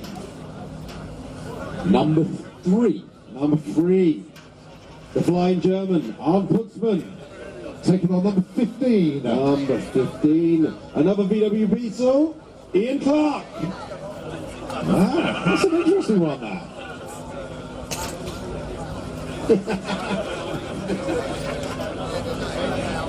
Okay, we haven't got many left. Number 7. Number 7, Gino, the man with the Escort. Taking on number 23. Number 23, another VW Beetle, Clarky is taking on Gino. Ooh, good one.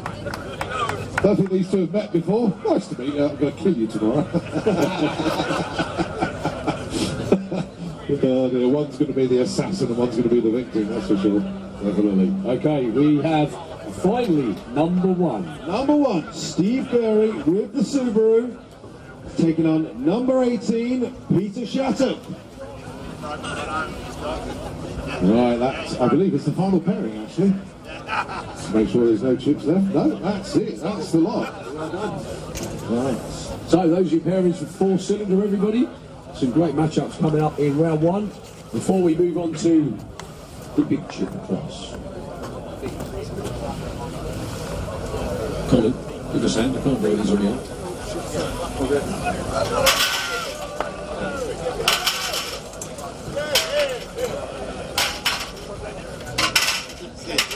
Everyone swings forward to get a quick photo. There's some really good matchups on there.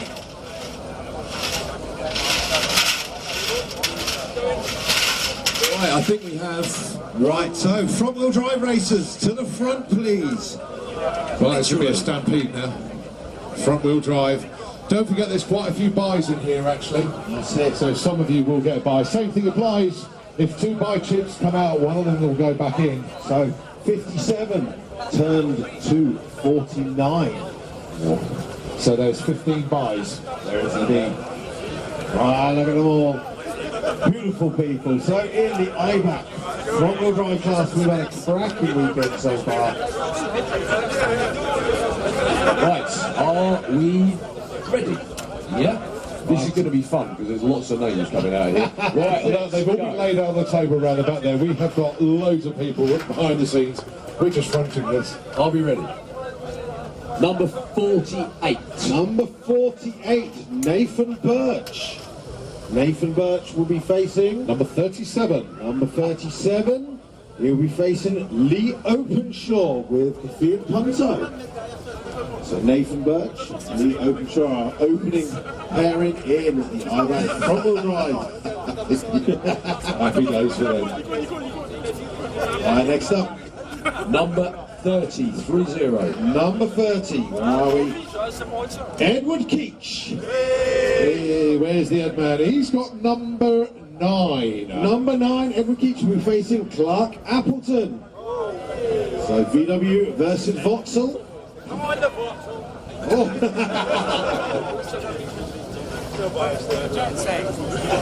Number 1. Oh, the Frenchman, Steve Durant. Who are you going to be facing?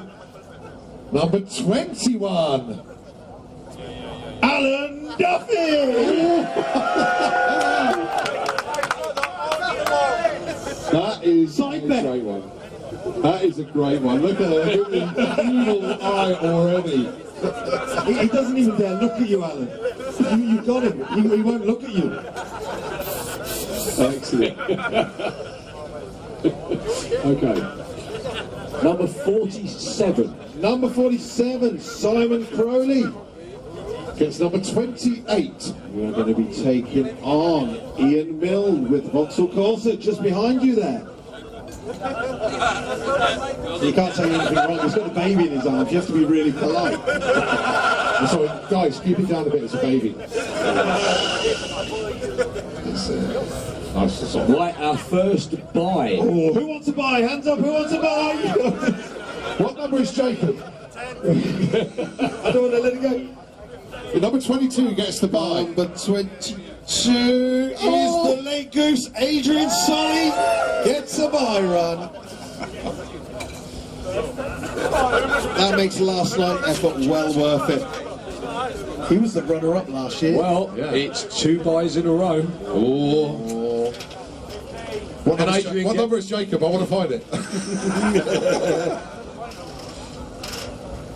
Number 39 gets the buy. You're not going to believe it, but it's Andy Nichols. Oh, he'll take that one.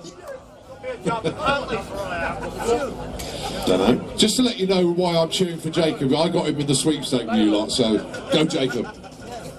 No Jacob. 3 buys in a row. Oh, we get the buys out early, that's good. So in the red lane on a buy. Oh no, I know who that is. Number 16. Matt Davison! Yes! Go on, lad! Who did you get in the sweep? Matt Davison! And he gets a buy. Oh dear. It's only 1 round though. Yeah, it's only 1 round. Okay. Best of luck, Matt. I hope you win your buy. That means he can use that buy run to go for the UK record. Next out. Another buy. Oh, we're getting all the buys out. That's good. We'll be racing number 46. Number 46, Alex Stitchbury. He's happy with that one. Well done, Alex. Pay me later, Alex.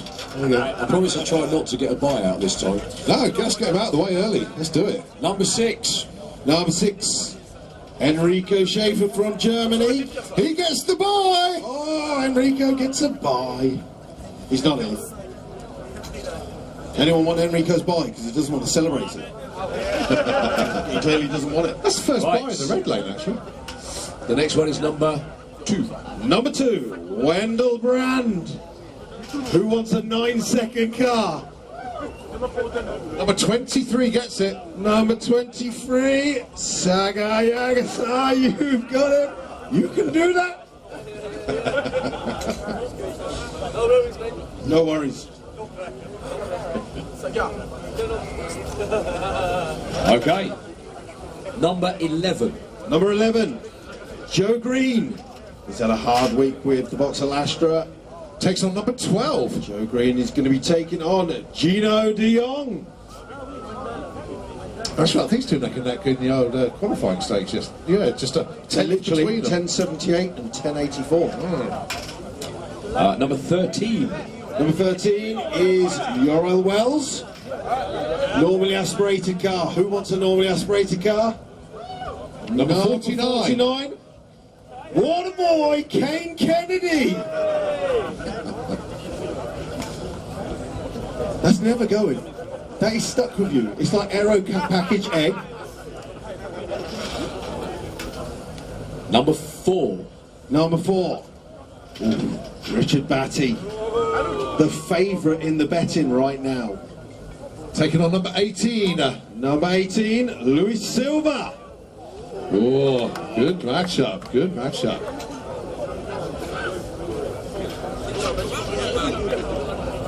Number 34. Number 34 is Marcus Schmidt with the VW Golf. We'll be racing number 10. Go Jacob! Yeah, go Jacob. Do this. Just do it tomorrow. I'm sorry, Jacob, he's got a 12 valve. He's going to win all day long. 12 valve rules.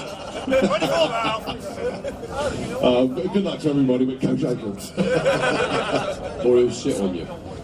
Number 25. Number 25 is Simon Blackburn. We'll be racing number 14. He's going to be facing Darren Dewhurst. So 2 10-second cars together. I think the next pair is the halfway point actually in the draw. Yeah, you're going to have to start. Yeah, anyway. Number 27. Number 27. Lisette Decoy. I'm going to say that wrong, I know. Going to be around for the second round. Got a bye. Oh, bye run. Okay. Yeah, the set gets a bye.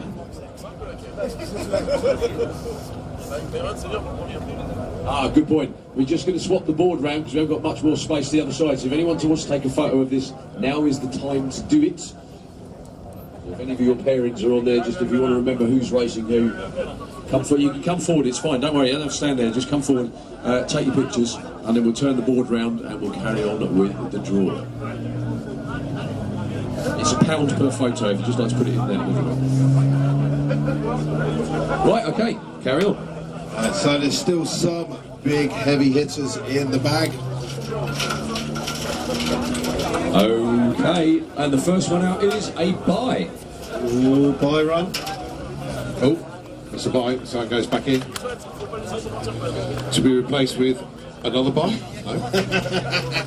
Same to be replaced by number 24. Number 24 is Sam Chisholm Brown gets a bye. That's another tenner I've just made. So Sam, pay you later. Yeah, right. Well on there, Sam. Mr. Bye has got another one. Welcome back, Mr. Bye. We're halfway through. Who are we going to get? Another bye. Number 40. Number 40, that is Carl Hartley. Hopefully the Vauxhall Astra is still together. It's out. Oh, well, we don't know that till tomorrow. Oh, that means whoever's on the other Get side it of fixed. that. It was a nice fireworks display you give us, though. Okay, number 26. Number 26, that is Sam Lloyd. We'll be racing number 33. Sam Lloyd will be facing Joshua Holmes. So the name goes up on the iBack front-wheel drive board. Number 5. Number 5 is Michael Clark. Easy to see there in the big red suit. Taking on number 38. Number 38, Michael, you are going to be facing Brad Morgan with the Renault 5. A nice little 80s car battle there.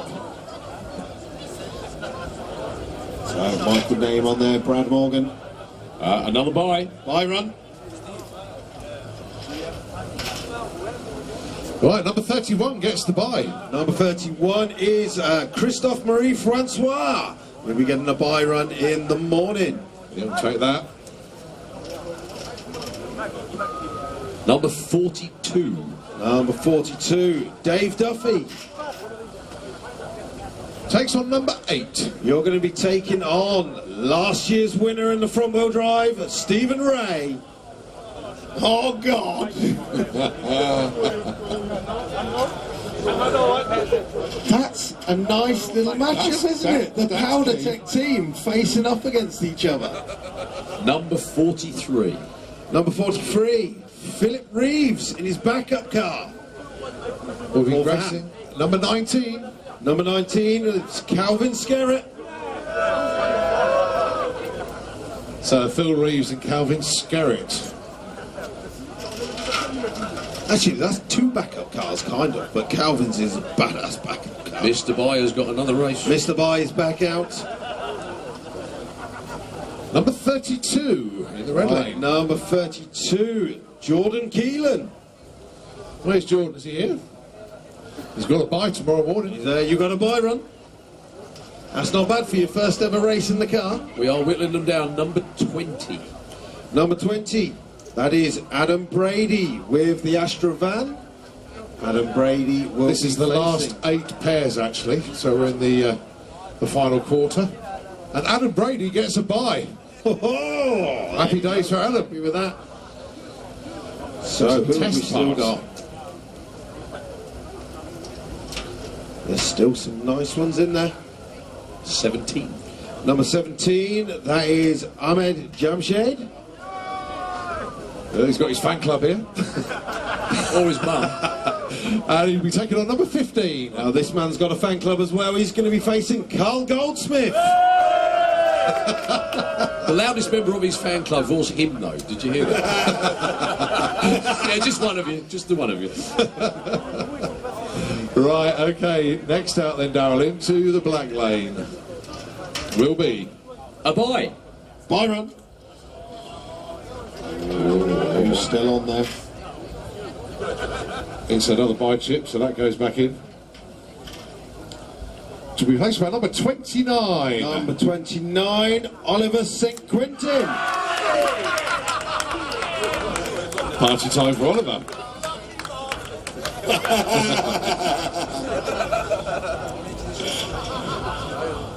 Number 3. Number 3, oh actually, it says here Ben Smith. Yeah, that's right, yeah, Ben Smith. Cool. So number 3 is Ben Smith. Taking on number 41. He's going to be taking on Nick Gay with the Black Dog. Well, that's not bad. That's all right. That is a good little matchup. Okay, 4 more pairs to go, I think. And one of them is a bye. That is the bye. That is the bye. And in the red lane will be number 36. Number 36 is Dan Moulton has got a bye. So.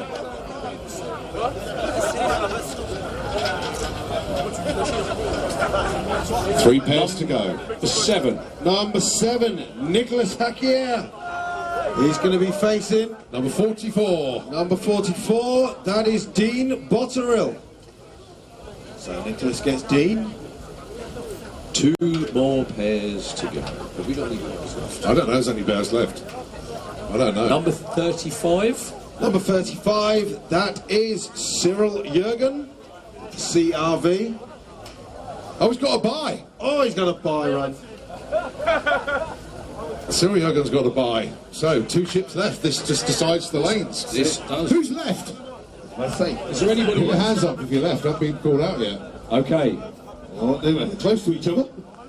Right. Well, one side of the track is a bye. I can't find another one either.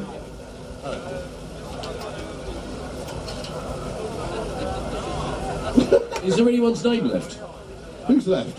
Because we've got 2 buys. Oh, it is 2 buys. Now, in this situation, those 2 buys actually stay there because this was a scenario that we hoped wouldn't happen, but does. So that buy will go into the round, and somebody in round 2 will get a buy. Okay? So that's, you know, it's not you. You've got to get past round 1 first. Yeah, you don't bid for it, it ain't all No, easy. whoa. We can make some money. Buyback. Buyback. 5 minutes. We could do a buyback. Highest bidder. Highest bidder gets. That's a great idea, actually. Highest bidder gets the buy in round 2. Yeah. There we go. I think we're about done for the evening. That's all of the draws done. Thank you all so much indeed for your time and attention. It's going to be one stonking day tomorrow. I do believe. Do you want to say a final couple of words, Governor? Okay, everyone, thank you for all your time. I think I'd like to thank Darryl, I'd like to thank Colin, I'd like to thank Lou. I was going to say something else actually, but front wheel drive will be absolutely fantastic, I'm sure. It's a great entry, it's a big improvement on last year, so guys, go for it. It's all there for tomorrow, and as the boys just said, somebody can come and see me now and buy a draw for the buy of that at the bottom. See me, the best bidder gets it. I love it when we change the rules and our rules stick. Good luck, folks. No, there are no rules Oh, that's here. right, yeah. There are no rules at Doorslammers, so best bid. Right, have a good night, folks. Go and get yourselves some dinner, go and relax. But don't forget, tomorrow, that's when the BS stops and the racing starts. Wish you all the best of luck. But don't forget, this time tomorrow night, quite a few of you will be a bit richer. Have fun tonight. We'll see you tomorrow. Good night. Darren, quickly take a photo of that.